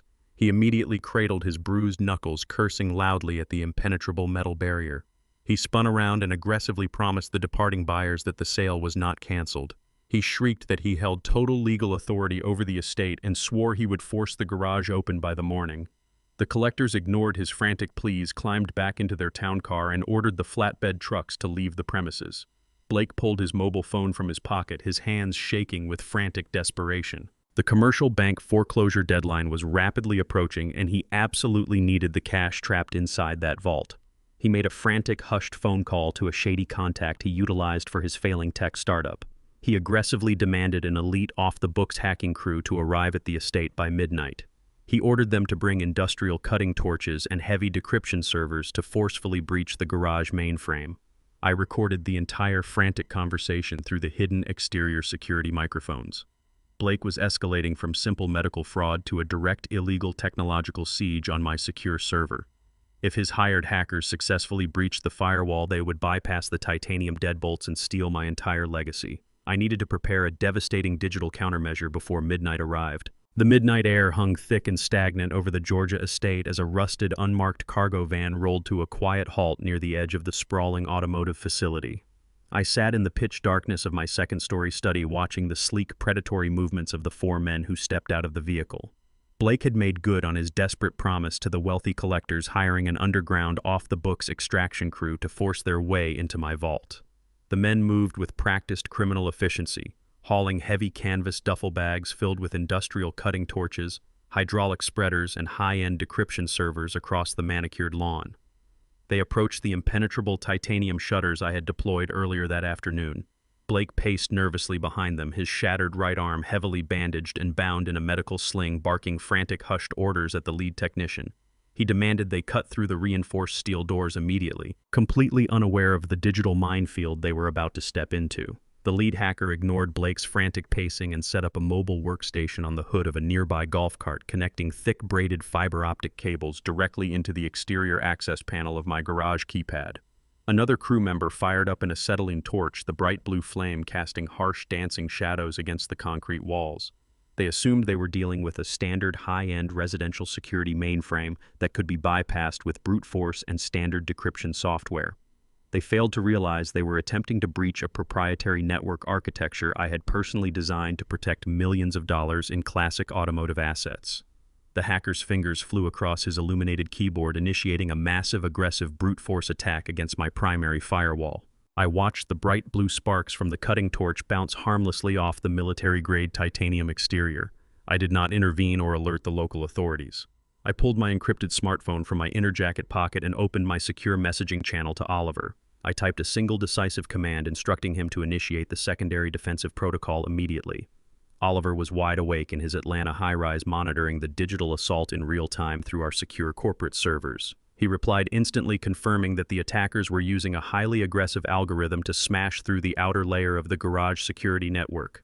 I told Oliver to let them break through the superficial barrier. I wanted them to feel the brief, intoxicating rush of success right before we destroyed them. Oliver executed the specialized routing command we had prepared weeks ago for a scenario exactly like this. With a few keystrokes, he seamlessly rerouted the entire architectural mainframe of the classic car garage directly into the highly classified, heavily fortified firewall of the commercial bank that held Blake's fraudulent $5 million loan. The moment Oliver established the digital bridge, my garage security system ceased to exist as an independent entity. It became a direct, localized extension of a federally protected financial institution. Blake's hired thugs were no longer simply trying to hotwire a residential garage door to steal vintage cars. By connecting their decryption servers to my keypad, they were actively, unknowingly launching a direct cyber attack against a major United States banking network. I stood in the dark, watching the hacker smile as his progress bar inched forward, completely blind to the catastrophic federal trap he was walking into. Down in the driveway, the lead hacker let out a sharp, triumphant laugh as his decryption software successfully shattered the first superficial layer of my security coding. He turned to Blake, boasting that he would have the titanium deadbolts retracted in less than 5 minutes. He hit the final execution key to force the physical doors open. The absolute second his malicious code passed through the breached gateway, it slammed violently into the commercial bank's hidden digital infrastructure. The response was immediate and devastating. The hacker's illuminated laptop screen froze entirely, shifting from a complex string of green code to a solid glaring red federal warning banner. A blaring, high-pitched mechanical siren erupted from the laptop speakers, cutting through the quiet night air. The invasive cyber attack triggered a massive automated security alert directly at the Federal Banking Commission in Washington. The advanced banking algorithms instantly traced the origin of the malicious breach back to the physical IP address of my Georgia estate. More importantly, the bank's automated fraud detection system instantly linked the aggressive cyber attack directly to the highly suspicious $5 million commercial loan Blake had secured using the forged power of attorney. In a fraction of a second, the bank flagged Blake's entire financial profile for severe coordinated federal fraud and domestic cyber terrorism. The digital trap snapped shut with flawless precision. The bank's central servers initiated an immediate, irrevocable lockdown on every single asset connected to Blake's name, cementing his total financial ruin. The lead hacker stared at the flashing red federal warning on his screen with absolute wide-eyed terror. He recognized the official seal of the Banking Commission and instantly understood the catastrophic magnitude of his mistake. He ripped the fiber optic cables out of the exterior keypad, screaming at his crew to pack up the equipment immediately. He did not ask Blake for his payment. The men threw their heavy tools and laptops haphazardly into the back of the rusted cargo van, scrambling into the vehicle with desperate panic. Blake chased after them, clutching his broken arm, screaming and begging them to stay and finish the job. The van tires squealed against the asphalt, leaving Blake standing alone in a cloud of exhaust smoke, utterly defeated. The absolute deadline for his massive commercial loan was now less than 24 hours away, and his only source of emergency capital remained permanently locked behind inches of steel. I turned away from the window, savoring the profound silence that settled over the property. I walked out of the master suite and descended the back staircase to get a glass of water, preparing for the final phase of my strategy. As I stepped into the dimly lit kitchen, the harsh overhead fluorescent light suddenly snapped on, blinding me temporarily. Diane stepped out from the shadows of the walk-in pantry. Her eyes were wild, bloodshot, and completely devoid of sanity. She was flanked by a nervous, sweating man holding a brass notary stamp. Diane stepped forward and slammed a thick legal document down onto the granite island. She cornered me against the refrigerator, holding out a black pen. She aggressively demanded I sign a newly revised, entirely fabricated last will and testament transferring all my immediate assets to her, threatening to authorize my permanent psychiatric commitment by morning if I refused. The harsh kitchen fluorescent lights illuminated the pure desperation etched deeply across Diane's face. She grabbed my arm with unexpected frantic force and dragged me out of the kitchen, pulling me directly into the formal dining room. Blake stormed through the front doors a moment later, his face flushed dark red with fury after his hired hackers abandoned him in the driveway. He marched into the dining room, breathing heavily, his broken arm secured tightly in its medical sling. The nervous, sweating man trailing behind Diane nervously clutched a heavy brass notary stamp in his right hand. They shoved me roughly into one of the high-backed mahogany chairs at the head of the long table. Diane slapped a thick stack of legal documents down onto the polished wood directly in front of me. I let my head loll slightly to the side, maintaining the vacant, terrified stare of a man completely broken by cognitive decay. I looked down at the top page of the sprawling document. The bold heading clearly identified it as a newly revised last will and testament, coupled with an immediate, irrevocable transfer of all liquid assets. Diane had bypassed standard estate planning, entirely constructing a fraudulent legal instrument designed to strip my entire auto transport empire away from me before the morning sun could rise.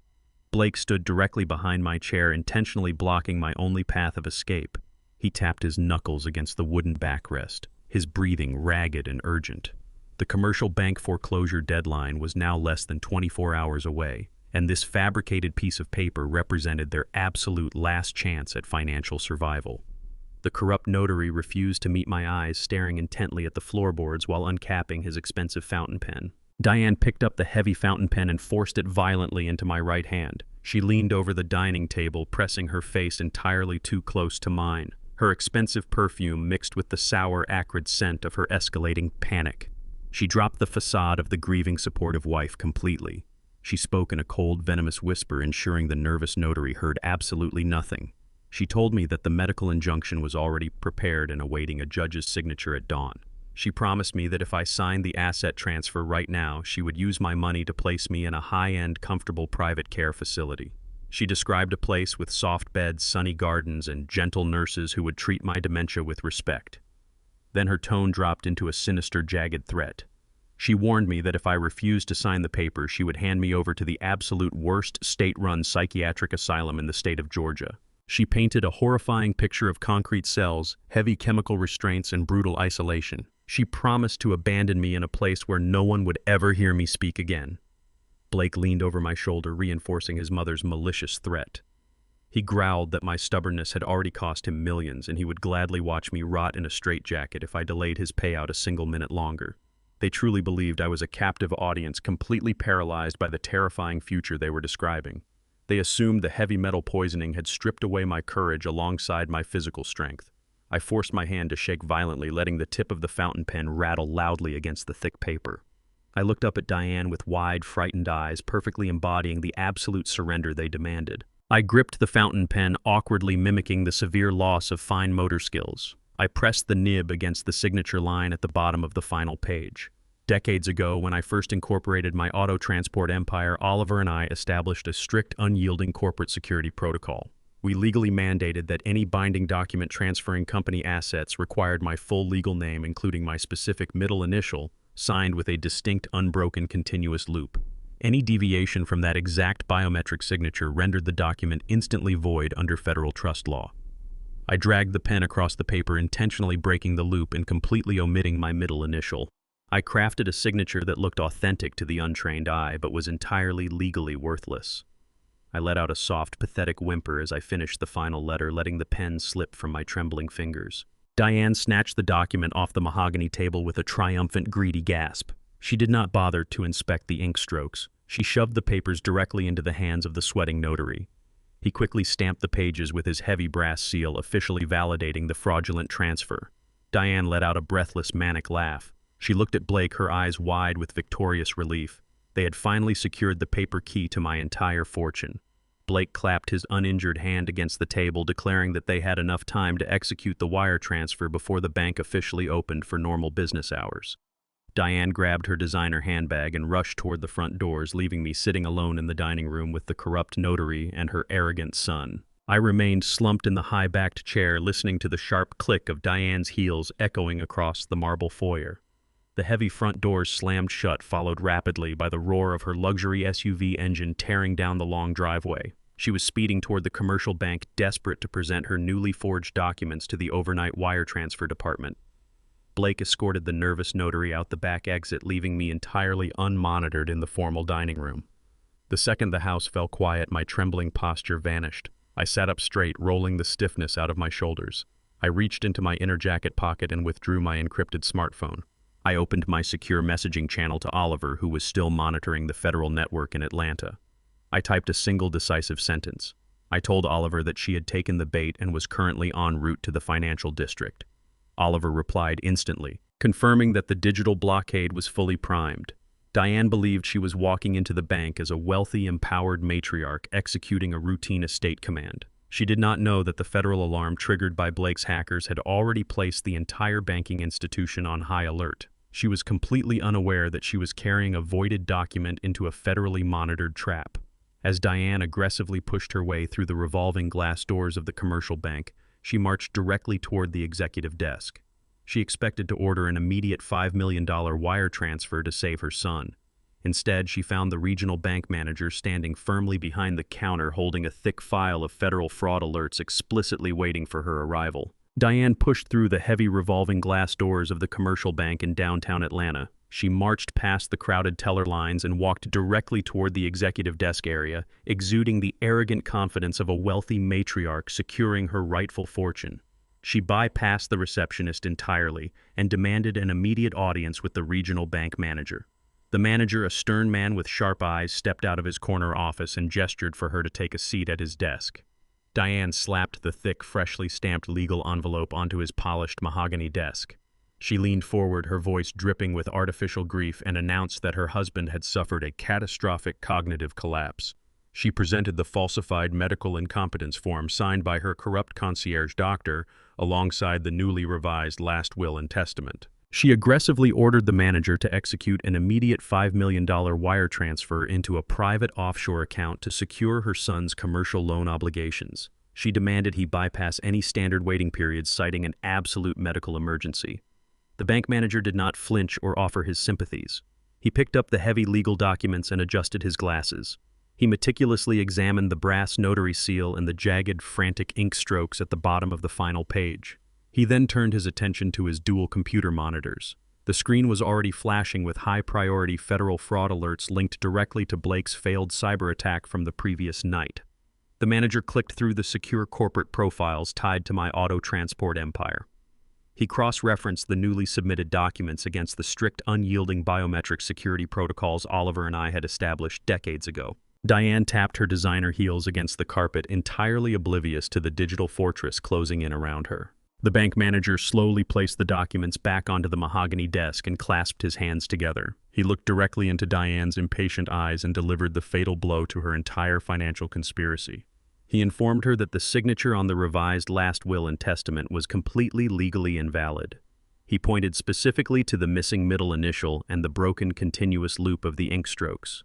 He explained that any document attempting to transfer assets from William Gaines required a flawless biometric match registered with the Federal Banking Commission. Diane gasped, her face flushing with sudden outrage. She loudly insisted that the medical incompetence form granted her absolute authority to override any minor clerical errors. She shoved the corrupt doctor's declaration across the desk, demanding he respect her legal rights as my primary caregiver. The manager calmly pushed the medical paper back toward her. He stated that a psychiatric evaluation carried absolutely zero weight against corporate bylaws. He revealed the devastating truth she had failed to uncover during her greedy investigation. My sprawling transport fortune and the Georgia estate were not registered under my personal name. They were securely locked inside an irrevocable corporate trust established over 30 years ago. I was merely the managing director of that trust. He explained that a corporate entity cannot suffer from dementia or cognitive decline.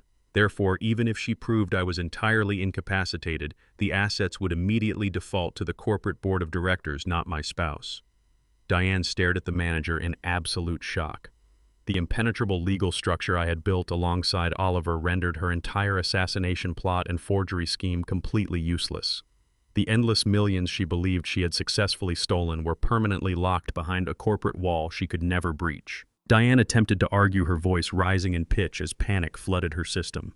She threatened to call her high-priced lawyers and sue the bank for gross negligence and emotional distress. The manager ignored her frantic threats. He reached into his desk drawer and pulled out a thick, bright red folder embossed with the bank's legal seal. He placed it squarely on top of her worthless forged documents.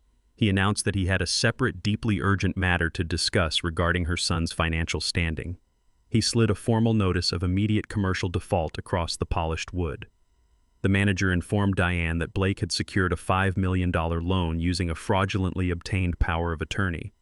He revealed that the bank's cybersecurity division had traced an aggressive illegal hacking attempt directly back to the Georgia estate the previous night. That severe federal breach automatically triggered the punitive acceleration clause hidden deep within Blake's lending contract. The entire $5 million balance was no longer due in a month. It was due immediately. Diane stared at the glaring red numbers printed on the formal foreclosure notice, her breath hitching in her throat. The manager delivered the final crushing ultimatum. He stated that if Blake failed to deliver the full $5 million in cleared funds by the end of the current week, the bank would execute an aggressive physical seizure of the Georgia estate. Federal marshals would arrive to lock the gates, evict the residents, and liquidate the property to cover the stolen commercial funds. Diane realized the terrifying magnitude of their failure. They had not outsmarted a fragile old man. They had directly provoked a massive federal banking institution. The timeline for their total ruin was now measured in mere hours. Diane sprinted out of the commercial bank, leaving her forged documents sitting uselessly on the executive desk. She drove recklessly back to the Georgia estate, her hands trembling violently against the leather steering wheel. She burst through the front double doors, screaming for Blake in a state of absolute hysterical panic.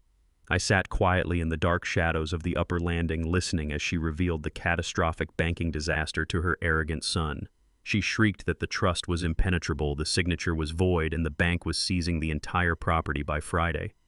Blake smashed a decorative vase against the foyer wall, his arrogant facade crumbling into sheer, desperate terror. He paced the marble floor, calculating his impending federal prison sentence. Diane wiped her ruined makeup and proposed a wildly desperate last-minute countermeasure. She declared they would host a massive, lavish high society gala at the estate on Thursday night. She planned to invite their wealthiest peers, business rivals, and local politicians. She intended to project an illusion of overwhelming financial success to solicit emergency investments and bridge loans from their gullible friends. She believed she could scam enough cash to pay off the bank before the federal marshals arrived to change the locks.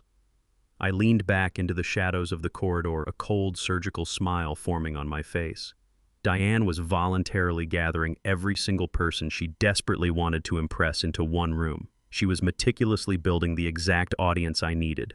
I pulled my encrypted smartphone from my pocket and texted Oliver a single command. I told him to prepare the financial indictments and coordinate with the local police captain. The upcoming gala was the perfect, inescapable stage for my final devastating strike. The very next morning, the Georgia estate transformed into a chaotic staging ground for Diane's desperate financial illusion. Fleets of commercial catering vans and high-end event decorators flooded the long circular driveway, completely blocking the main iron gates. Workers hauled massive floral arrangements and towering champagne pyramids through the grand foyer. Diane paced the marble floors below, barking frantic orders at the catering staff while clutching her mobile phone tightly to her ear. I watched her from the narrow crack of my slightly opened bedroom door. She had absolutely no access to my frozen corporate accounts or her suspended personal credit cards. To fund this extravagant last-minute high society gala, she was making highly volatile phone calls to unregulated underground private lenders. I recognized the hushed, terrified tone of her voice from my early days negotiating with ruthless, illegal freight brokers who operated entirely outside the law on the docks of Atlanta. She was leveraging the very estate the commercial bank was preparing to seize, promising exorbitant interest rates to dangerous men just to secure enough immediate cash to buy the imported caviar and live entertainment. She was actively building a glittering, fragile house of cards. Her entire strategy relied on parading her wealthy, gullible friends through the ballroom tonight to solicit emergency bridge loans under the guise of exclusive tech startup investment opportunities for Blake. I closed the heavy bedroom door and turned the brass lock, securing myself inside the master suite. I sat in the dim light of the drawn curtains, perfectly maintaining the illusion of a severely medicated, cognitively broken man confined to his quarters for his own safety. In reality, my mind was operating with lethal surgical precision. I pulled my encrypted smartphone from my inner pocket and opened the secure messaging channel to Oliver. I instructed my attorney to finalize the federal indictments regarding Blake's commercial wire fraud and the forged power of attorney. I then directed Oliver to personally contact the regional bank manager who had rejected Diane's fraudulent will the day before. I told Oliver to invite the manager to the estate gala as my personal unannounced guest, instructing him to bring the official foreclosure documents directly to the party. Next, I reached out to the lead patrolman from the staircase incident, the officer who had agreed to delay the arrests. I provided him with the exact timeline of the evening's events. I ensured he and a squad of plainclothes detectives would mingle seamlessly with the arriving high society crowd disguised as private security contractors. I was meticulously assembling a silent, invisible firing squad right inside Diane's lavish party, positioning every single piece on the board while she believed I was drooling into a pillow. The sun finally dipped below the Georgia tree line, and the heavy, rhythmic bass of a live jazz orchestra began to vibrate through the floorboards of the master suite. The time for hiding in the shadows had officially expired. I walked into the expansive master closet and approached the full-length mirror. For 6 long months, I had draped my frame in oversized, faded woolen cardigans and scuffed orthopedic shoes to feed Diane's malicious narrative of my rapid physical decay. I grabbed the collar of the baggy gray sweater and pulled it over my head, tossing it forcefully into the dark corner of the closet. I stood tall, feeling the dense, coiled muscle I had built over decades of manually strapping down luxury vehicles on icy transport trailers in the dead of winter. The thallium and arsenic they had fed me had caused temporary tremors, but my core physical foundation remained entirely unbroken. I reached into the back of my wardrobe and pulled the protective canvas cover off a flawless, custom-tailored midnight blue tuxedo. I slipped my arms into the crisp white dress shirt and fastened the heavy platinum cufflinks I had purchased the exact day I took my logistics empire public. I slid the heavy silk jacket over my broad shoulders, adjusting the wide lapels with steady, unwavering hands. I looked directly into the glass of the full-length mirror. The frail, vulnerable old man Diane had meticulously constructed in the minds of our peers was completely dead. The titan of industry who had crushed hostile corporate takeovers and outsmarted ruthless federal regulators stared back at me with cold, absolute authority. I checked the gold face of my wristwatch. The guests had fully assembled in the grand ballroom below, drinking expensive champagne purchased with illicit loan shark money. I knew exactly what Diane was doing at this very second. She was moving through the crowd, dabbing her eyes with a silk handkerchief, telling everyone how tragic it was that my mind had completely evaporated. She was laying the emotional groundwork to ask them for millions of dollars to save her son's fraudulent company. I turned away from the mirror and walked out of the master closet. I gripped the brass handle of the bedroom door, unlocked the heavy deadbolt, and stepped out into the brightly lit upper corridor. The lively chatter of hundreds of affluent investors and the booming swell of the live orchestra echoed up the grand marble staircase. I walked with heavy, deliberate, and commanding strides toward the edge of the top landing. I was about to descend into a room overflowing with powerful people who genuinely believed I was a broken, heavily sedated ghost, entirely incapable of defending my own legacy or speaking my own name. I placed my polished leather shoe on the first marble step, ready to shatter their fraudulent reality into 1,000 irreparable pieces and expose the predators hiding in plain sight. I placed my polished leather shoe onto the first marble step of the grand staircase. The vibrant energy of the high society gala washed over me like a physical wave. A live jazz orchestra played a lively, upbeat tempo in the far corner of the sprawling foyer. Hundreds of affluent investors, local politicians, and wealthy socialites mingled under the massive crystal chandeliers holding delicate flutes of expensive vintage champagne. I gripped the smooth mahogany banister, channeling the immense physical strength I had built over decades of manually securing heavy transport chains across icy flatbed trailers. I descended the staircase with immaculate, unyielding posture. I did not shuffle or hesitate. My strides were firm, heavy, and undeniably commanding. The midnight blue fabric of my custom-tailored tuxedo caught the bright light, projecting an image of absolute corporate authority. A few guests standing near the bottom of the stairs glanced upward, casually noticing the sudden movement. Their polite, wealthy smiles instantly vanished. They nudged their companions, pointing discreetly toward the imposing black man descending from the upper quarters. The rippling effect of their sudden shock spread rapidly across the crowded marble floor. The lively, arrogant chatter of the lavish party began to steadily evaporate, replaced by a tense, suffocating silence.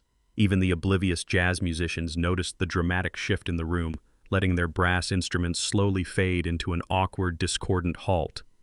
The guests who had eagerly consumed Diane's tragic tale of my severe cognitive decay now stared at me in sheer disbelief. I was not the frail, heavily sedated ghost she had so convincingly described to solicit their pity and their wallets. I was a titan of industry aggressively reclaiming his sovereign territory. The heavy silence in the grand foyer became absolute as my leather shoes finally met the ground floor. Diane and Blake stood directly in the center of the expansive room, entirely paralyzed by the sudden silence. Diane held a crystal champagne flute halfway to her lips mid-sentence in what was undoubtedly a desperate pitch for an emergency bridge loan. Her eyes locked onto my approaching figure, widening into perfectly round circles of unfiltered terror. Blake stood rigidly beside her, his shattered right arm bound tightly in its medical sling. The smug, arrogant confidence he usually weaponized against his wealthy peers completely evaporated from his pale face. They genuinely believed I was securely locked inside the master suite, hopelessly incapacitated by the thallium and arsenic coursing through my veins.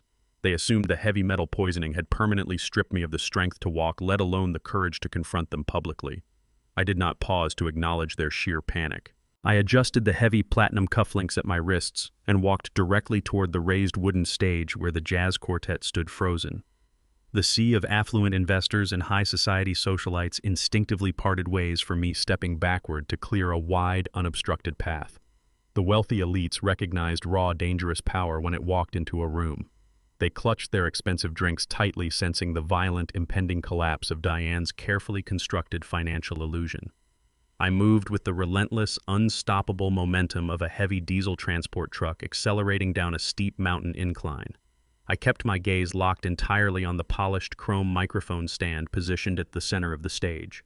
Blake swallowed hard, his throat bobbing nervously as he realized the catastrophic magnitude of my physical recovery. The desperate scam they had orchestrated to save their lives from federal banking foreclosure was crumbling with every single step I took across my own marble floor. Diane snapped out of her terrified paralysis just as I reached the edge of the crowded dance floor. She shoved her champagne flute blindly into the hands of a startled guest and rushed forward to intercept me. She practically sprinted across the polished marble, her expensive designer gown swishing frantically around her ankles. She threw herself into my path, forcing a wide, desperately fake smile onto her face for the benefit of the watching investors. She reached out and clamped her hands tightly around my forearm, her manicured fingers digging sharply into the fine silk of my tuxedo jacket. She leaned in close, maintaining her sickeningly sweet public facade while whispering frantic, venomous threats directly into my ear. She aggressively ordered me to turn around and go back upstairs, immediately promising severe retaliation if I ruined her emergency fundraising efforts. She hissed that I was having a severe medical episode and humiliating the family name. I did not flinch, and I did not break my stride. I planted my feet firmly and utilized the solid core balance I had developed from decades of brutal physical labor. I stepped forward with immense, undeniable force, completely ignoring her aggressive physical resistance. My sheer momentum easily brushed her aside, forcing her to stumble awkwardly backward in her high heels to avoid falling in front of her affluent peers. I did not offer her a single word of acknowledgement. My absolute punishing silence was a far more devastating weapon than any shouted insult. I left her trembling at the edge of the crowd and ascended the 3 short wooden steps onto the raised platform. The jazz musicians nervously backed away into the shadows of the velvet curtains. I stepped directly up to the chrome microphone stand, seizing total command of the silent waiting ballroom. I reached out and tapped my index finger firmly against the steel mesh of the microphone. A harsh, piercing electronic screech erupted from the massive stage speakers, violently cutting through the thick tension in the grand ballroom. Several wealthy guests winced and covered their ears, completely captivated by the sudden dramatic disruption. I grabbed the sleek chrome stand with both hands, gripping it with the absolute authority of a man who had built a nationwide empire from nothing. I leaned slightly forward, ensuring my deep, resonant voice would echo clearly into every single corner of the sprawling estate. "Welcome to my home," I announced, my tone razor-sharp and entirely devoid of warmth. I stared directly at the pale, sweating faces of Blake and Diane, standing paralyzed in the center of the crowd. "I hope you are all enjoying the imported caviar and the vintage champagne, because every single drop of it was paid for with stolen money." The ballroom erupted into a chaotic symphony of shocked gasps and frantic overlapping whispers. The affluent investors immediately recognized the severe financial implications of my direct public accusation. The fragile, glittering house of cards Diane had built to secure her emergency bridge loans instantly burst into flames. Blake's face contorted into a mask of pure, desperate rage. He realized his entire fraudulent future had just been publicly executed. He spun around and locked eyes with the team of burly private security guards he had hired to patrol the estate perimeter. He raised his uninjured left arm and pointed a furious, shaking finger directly at the stage. He screamed at the top of his lungs, commanding the heavily armed guards to forcefully drag me off the platform and remove me from the property. The massive men in dark suits immediately shoved their way through the panicked crowd, sprinting toward the stage with aggressive, violent intent, ready to physically silence me before I could expose another word. The 4 massive private security guards charged toward the wooden stage with ruthless, synchronized aggression. They wore matching dark suits and earpieces, moving with the heavy, violent intent Blake had just purchased with his illicit loan shark funds. I did not step back from the chrome microphone stand. Decades ago, during the volatile strikes at the Atlanta shipping yards, I had stood my ground against furious union enforcers wielding iron wrenches and baseball bats. These rented club bouncers possessed absolutely nothing that could intimidate a man who had forged a nationwide transport empire in blood and diesel oil. I kept my posture rigid, watching them aggressively shove affluent guests aside to reach the platform steps. Just as the lead guard reached his thick hand out to grab my tailored tuxedo jacket, a sharp, commanding voice sliced through the chaotic murmurs of the ballroom. Oliver stepped out from the dense crowd of panicked socialites, his presence instantly shifting the gravity of the room. He did not step forward alone. The burly lead patrolman from the staircase incident flanked his right side, while a squad of hardened plainclothes detectives flanked his left. The officers simultaneously unclipped their dark suit jackets, smoothly revealing the gleaming silver police badges clipped securely to their belts. The lead patrolman locked eyes with the advancing security team and issued a swift, uncompromising verbal warning. He stated clearly that anyone who laid a single finger on my person would be immediately arrested for assaulting a cooperating federal witness. The private guards froze mid-stride, their aggressive momentum instantly evaporating. They recognized the undeniable authority of active law enforcement and immediately raised their hands in surrender. They took several quick steps backward, completely abandoning Blake's desperate, furious orders. The physical threat was entirely neutralized in a matter of seconds. I remained untouched on the raised platform, securely shielded by the very police officers Diane had originally summoned to lock me inside a psychiatric prison. I gripped the chrome microphone stand firmly and turned my attention back to the hundreds of wealthy investors staring up at me in absolute shock. I did not raise my voice to a frantic shout. I spoke with the exact measured and punishing cadence I utilized to dismantle rival corporate executives during hostile acquisitions. I announced clearly that the lavish, glittering gala they were currently attending was nothing more than a desperate, elaborate scam. I pointed a steady finger directly at Blake, who was now trembling uncontrollably near the center of the dance floor. I detailed the precise mechanics of his massive financial crime to his affluent peers. I exposed the fraudulent power of attorney he had filed using a deeply corrupt private notary. I explained exactly how he had masterfully forged my signature to leverage my entire Georgia estate as collateral for a $5 million commercial loan. A collective gasp rippled through the high society crowd as the sheer magnitude of his felony deceit was laid bare. I did not stop there. I systematically dismantled the remaining illusion of his supposed entrepreneurial brilliance. I announced that his highly touted technology startup was completely irrevocably bankrupt. I revealed that his corporate accounts were currently frozen by the Federal Banking Commission due to a catastrophic illegal cyber attack he had launched against my private property the previous night.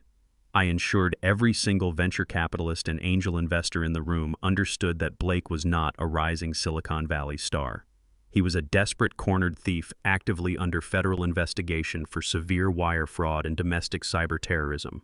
I exposed the undeniable reality that he had invited them into my home tonight for one specific malicious purpose. He fully intended to solicit emergency bridge loans and fast cash investments from his gullible friends to cover his stolen millions before the bank foreclosed on his life. The opulent ballroom immediately erupted into a deafening, chaotic uproar. The wealthy investors and high society elites violently rejected the glamorous illusion they had eagerly consumed all evening.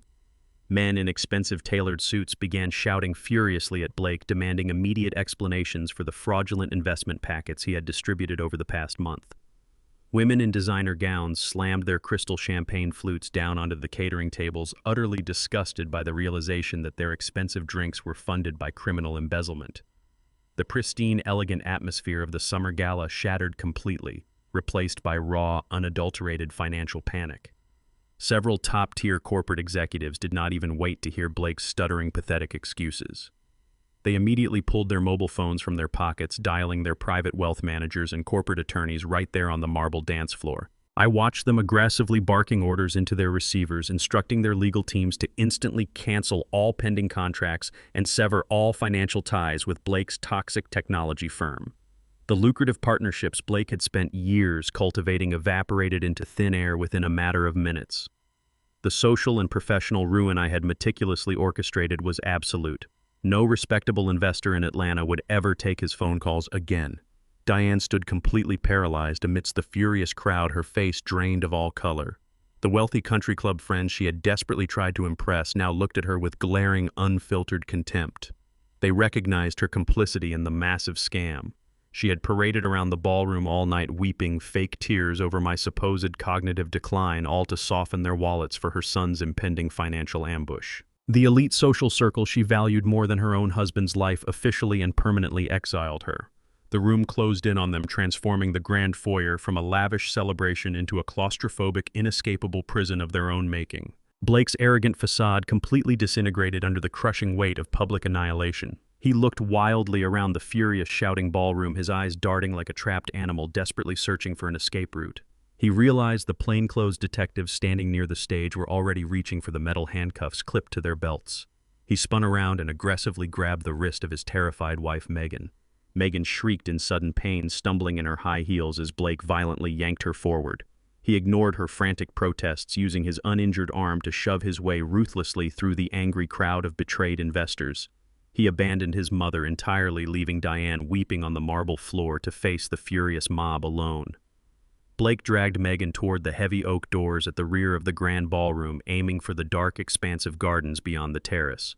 He believed he could slip out through the service exit, bypass the estate gates on foot, and disappear into the night before the federal indictments officially dropped. He slammed his hand against the brass crash bar, throwing the heavy double doors violently open to the humid night air. He did not find an empty, dark terrace waiting for him.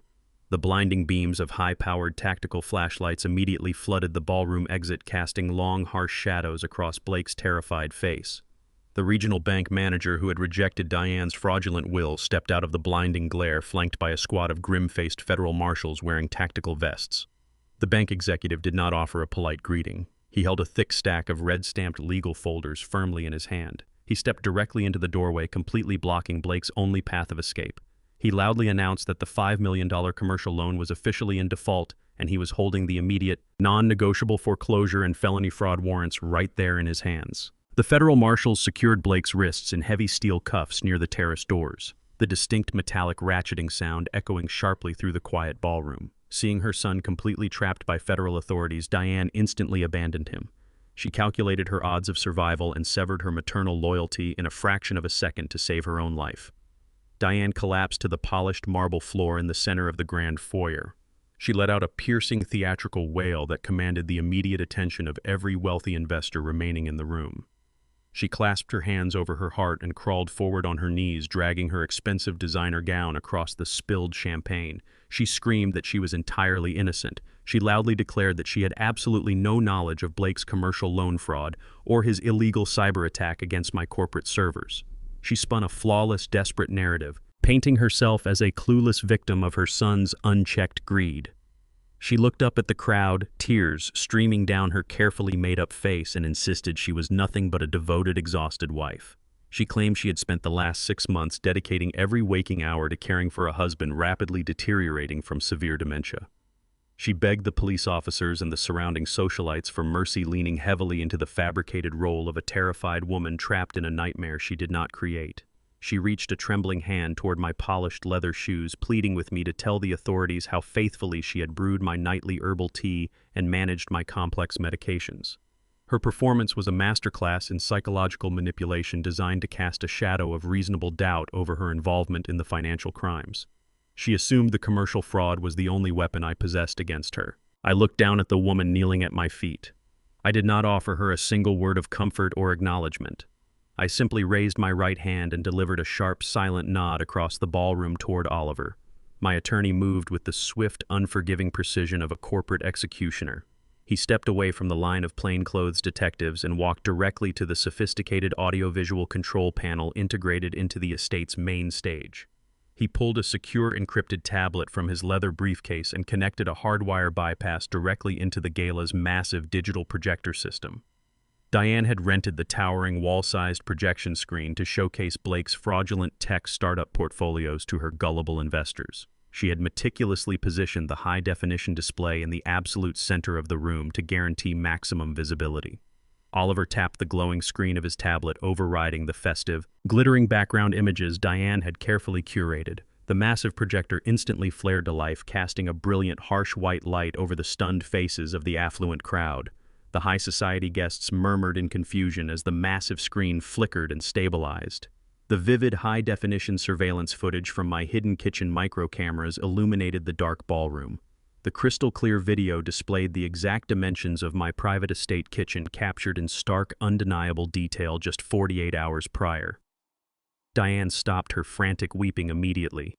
She froze on her knees, her tear-streaked face turning an ashen, sickly gray as she recognized the distinctive granite countertops and the custom wooden cabinetry on the massive screen above her. The unyielding digital eye of the camera I had embedded in the crown molding stripped away every single layer of her carefully constructed victim narrative, leaving her entirely exposed before the elite social circle she worshipped. The entire ballroom watched the massive screen in sheer, suffocating horror. The high-definition footage showed Diane standing alone at the kitchen island, wearing the very same silk robe she had worn when she welcomed the police to our home. The crowd watched as she prepared my customized porcelain mug with her supposedly holistic herbal tea. The hidden camera captured her reaching deep into the pocket of her robe and withdrawing a small, unmarked glass vial. The wealthy investors gasped collectively as the towering projection displayed her unscrewing the cap and carefully pouring the clear, heavy metal toxin directly into my steaming drink. Oliver amplified the audio feed through the gala's massive concert speakers.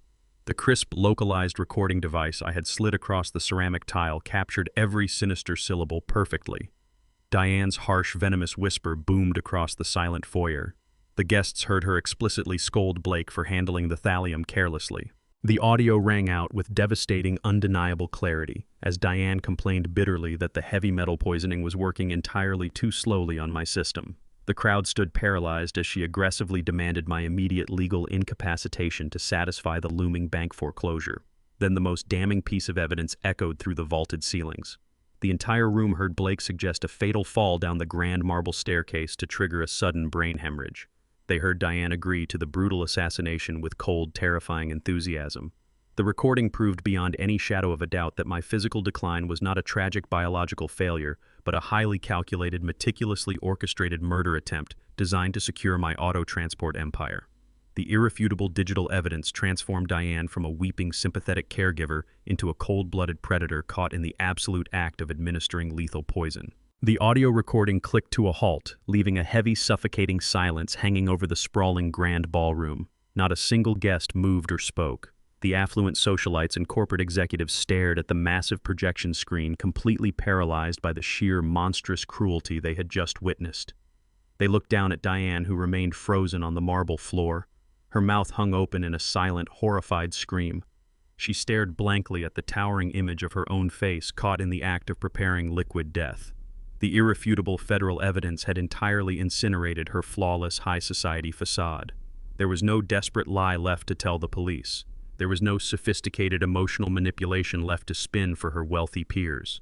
Her powerful defense attorneys could never suppress a high-definition video accompanied by a flawless audio confession broadcasted live to 100 independent witnesses. She realized she was not just losing her access to my massive fortune or her prestigious social standing. She was facing the rest of her natural life locked inside a federal penitentiary for conspiracy to commit capital murder. The crushing, inescapable reality of her total annihilation finally snapped the last remaining thread of her sanity. She did not surrender to the plainclothes detectives stepping forward to secure her wrists. She let out a feral, blood-curdling shriek that tore through the quiet ballroom. Diane scrambled to her feet, her eyes burning with pure, unadulterated, and desperate rage.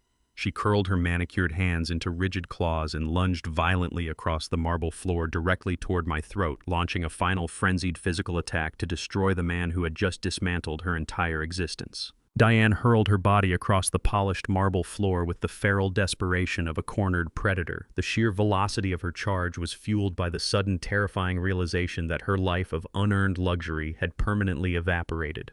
She aimed her manicured hands directly at my throat, desperate to inflict any physical damage she could before the inevitable arrest. I did not flinch or take a single step backward to avoid her violent, erratic charge. Before her outstretched fingers could graze the lapel of my midnight blue tuxedo, two plainclothes detectives intercepted her path with brutal, uncompromising force. They tackled her hard against the cold stone, driving her shoulders flat against the ground. The heavy impact knocked the breath completely out of her lungs, replacing her feral shriek with a hollow, ragged gasp. One detective firmly pinned her struggling legs while the other yanked her arms aggressively behind her back. The sharp, metallic ratcheting sound of heavy steel, handcuffs locking tightly around her wrists, echoed through the cavernous ballroom. The defining click severed her entirely from the world of high society and absolute privilege she had so ruthlessly sought to steal. She thrashed wildly against the unrelenting grip of the federal marshals, her expensive designer gown tearing along the seams as she fought the physical reality of her sudden captivity. The wealthy investors surrounding the chaotic scene recoiled in sheer horror, scrambling backward to avoid the thrashing, screaming woman they had toasted with vintage champagne just minutes prior. Diane twisted her neck, shooting a look of pure, unadulterated venom up at me from the floor. She realized her physical ambush had failed just as spectacularly as her financial conspiracy. The lead patrolman hauled her roughly to her feet, ignoring her frantic demands to speak with her private attorneys. He informed her loudly that she was officially under arrest for the attempted capital murder of her husband. The suffocating reality of a federal prison sentence instantly shattered the fragile alliance between mother and son. Diane frantically scanned the faces of her horrified country club peers and made a rapid, ruthless calculation to save her own life. She jerked her shoulder against the grip of the arresting officer and pointed her cuffed hands directly at Blake. She shrieked at the top of her lungs that she was entirely innocent of the poisoning conspiracy. She loudly declared that Blake had personally sourced the liquid thallium and arsenic from a black market chemical supplier to accelerate his fraudulent inheritance. She claimed he had violently threatened her into brewing the toxic herbal tea against her will. Blake stood completely paralyzed near the terrace doors, securely chained to a federal marshal. The color drained from his face as his mother eagerly offered him up to the authorities as a sacrificial lamb. His shock instantly morphed into explosive, uncontrollable rage. He lunged forward against his heavy restraints, screaming back across the crowded ballroom that Diane was a pathological liar. He announced to the entire assembly that his mother had meticulously planned the assassination for months to secure the estate before the commercial bank foreclosure ruined them. He shrieked that Diane had forged the medical incompetence documents entirely on her own to bypass the corporate trust restrictions. The high society guests watched in morbid absolute fascination as the two criminals viciously tore each other apart on the marble floor. They traded highly specific, damning confessions, loudly providing the federal prosecutors standing in the room with every missing detail of their collaborative murder plot. They eagerly destroyed each other in a desperate, pathetic race to secure a non-existent plea deal. The lead patrolman finally lost his patience with the chaotic, screaming spectacle. He ordered his squad of detectives to remove the hostile prisoners from my property immediately. The officers grabbed Diane by the arms, dragging her forcefully toward the massive front double doors. She dug her designer heels into the marble floor, fighting the aggressive momentum with every ounce of her remaining strength. She wept hysterically, begging the affluent socialites she passed to contact elite defense attorneys on her behalf. Not a single wealthy investor met her pleading gaze. They turned their backs in synchronized disgust, completely severing her from the elite social circle she valued above all human life. The federal marshals shoved Blake through the grand foyer right behind his mother, completely ignoring his frantic, pathetic complaints about the severe pain radiating from his fractured arm. He stumbled over the very marble steps he had planned to push me down just hours prior. The heavy wooden doors swung wide open, exposing the dark, humid Georgia night. A dozen marked police cruisers and unmarked federal tactical vehicles completely blocked the sprawling circular driveway. The harsh, blinding strobes of red and blue emergency lights illuminated the manicured lawn, piercing through the tall, arched windows of the grand ballroom. The relentless flashing colors washed over the pale, stunned faces of the remaining gala guests. The officers shoved Diane and Blake roughly into the back seats of two separate armored cruisers. The heavy metal doors slammed shut with a devastating finality, securely locking the predators inside a mobile steel cage. The roaring engines of the police convoy roared to life, drowning out the lingering whispers inside the estate. The flashing emergency lights slowly vanished down the long, winding driveway, carrying my treacherous wife and her arrogant son toward decades of inescapable federal imprisonment. I turned my attention away from the empty front doors and faced the silent crowd of affluent strangers occupying my home. The lavish, glittering illusion Diane had constructed was completely dead, leaving nothing but an awkward, suffocating tension hanging in the air. I stepped up to the chrome microphone stand one final time. I did not thank them for attending, and I did not offer a polite farewell. I spoke with absolute, uncompromising authority, ordering every single remaining guest to vacate my property immediately. I informed them that the catering service was officially canceled and the fraudulent investment gala was permanently concluded. The wealthy executives and nervous socialites did not dare challenge my direct command. They moved swiftly and quietly toward the exits, grabbing their expensive coats and abandoning their half-empty champagne flutes on the catering tables. Within exactly 10 minutes, the sprawling Georgia estate was entirely empty. The valet drivers quickly dispatched the final luxury vehicle down the long driveway, leaving the massive property bathed in a profound, heavy silence. I stood alone in the center of the grand foyer alongside Oliver, breathing in the quiet, untainted air of my reclaimed sanctuary.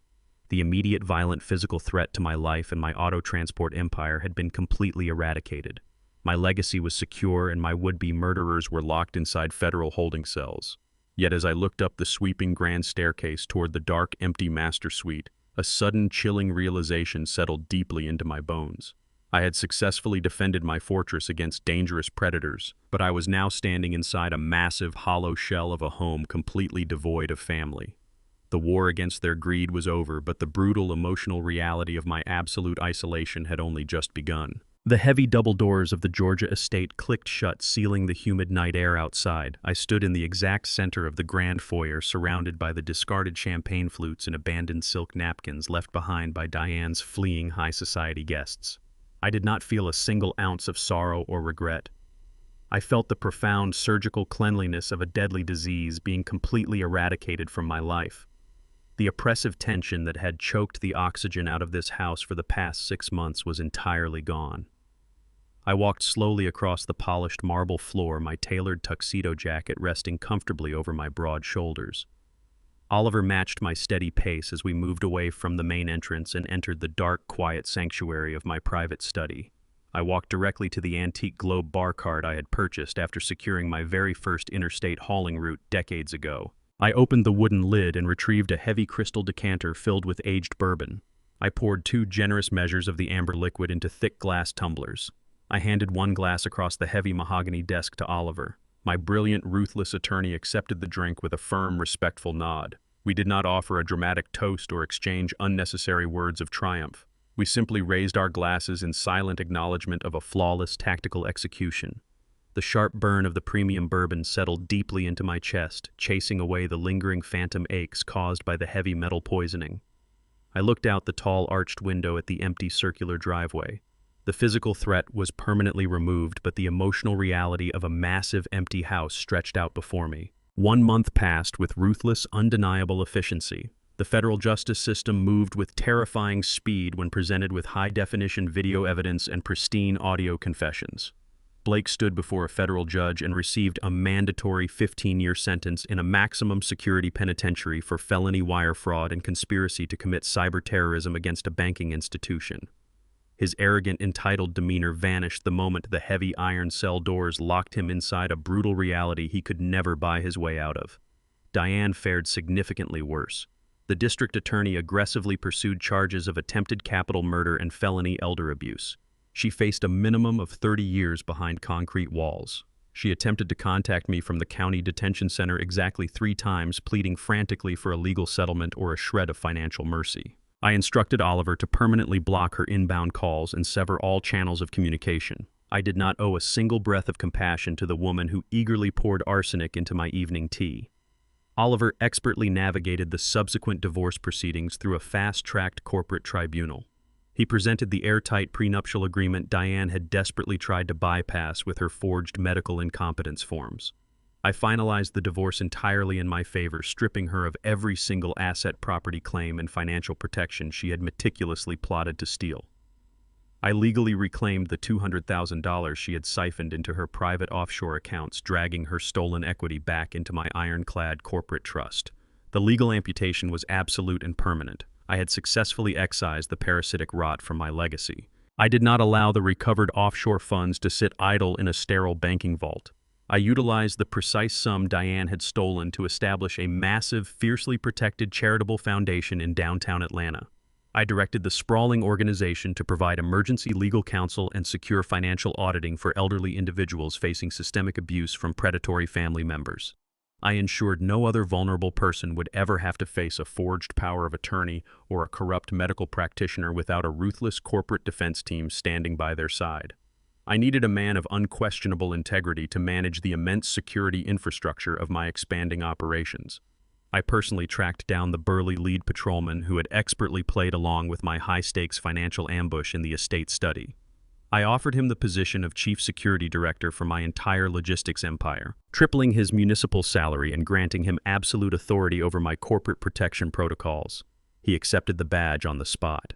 With my external empire secured, I walked across the manicured green lawn of my Georgia estate toward the detached garage Diane and Blake had desperately tried to bulldoze. I unlocked the heavy steel door and stepped into the quiet, oil-stained sanctuary. I ran my calloused hand over the hood of the very first tow truck I had ever purchased. I walked to the wooden drafting table and unrolled the brittle yellowed blueprints of my original transport warehouses. The arrogant thieves who tried to erase my history were locked in federal cages, but the physical monuments to my life of hard labor remained completely untouched and firmly under my control. I sat on the expansive rear terrace on a brilliantly clear, quiet Sunday morning. The early sunlight washed over the sprawling green acres of my Georgia estate, illuminating the massive, impenetrable walls of my classic car facility. I held a delicate porcelain teacup in my large, steady hands. I raised the rim to my lips and took a slow, deep sip of the hot liquid. It was clean, untainted green tea brewed perfectly by my own hands, entirely free of the bitter metallic poison that had almost ended my life. I rested my forearms against the wrought iron railing and breathed in the fresh, humid southern air. The severe joint pain and the debilitating cognitive fog had completely vanished from my system. My mind was sharper and more relentless than it had ever been. The sprawling house behind me was entirely empty, devoid of the toxic, calculating whispers of a treacherous wife and her greedy, arrogant son. For the first time in over a decade, the profound silence echoing across the manicured lawns was not a sign of my physical weakness or my forced submission. It was the undeniable, resonating sound of absolute, unquestionable power. I had stood on the edge of a fatal staircase, stared directly into the eyes of the predators hunting me, and systematically destroyed their entire existence, using nothing but my own disciplined intellect. I had forcefully adjusted the balance of my life. I set my empty teacup down onto the small glass table. I stood up to my full height and looked out over the empire I had forged in grease and steel. The world belonged to me once again. If my story resonated with you, please leave a comment down below and share your own experiences. Do not forget to hit the like button and subscribe to the channel for more stories of justice, resilience, and taking back your power.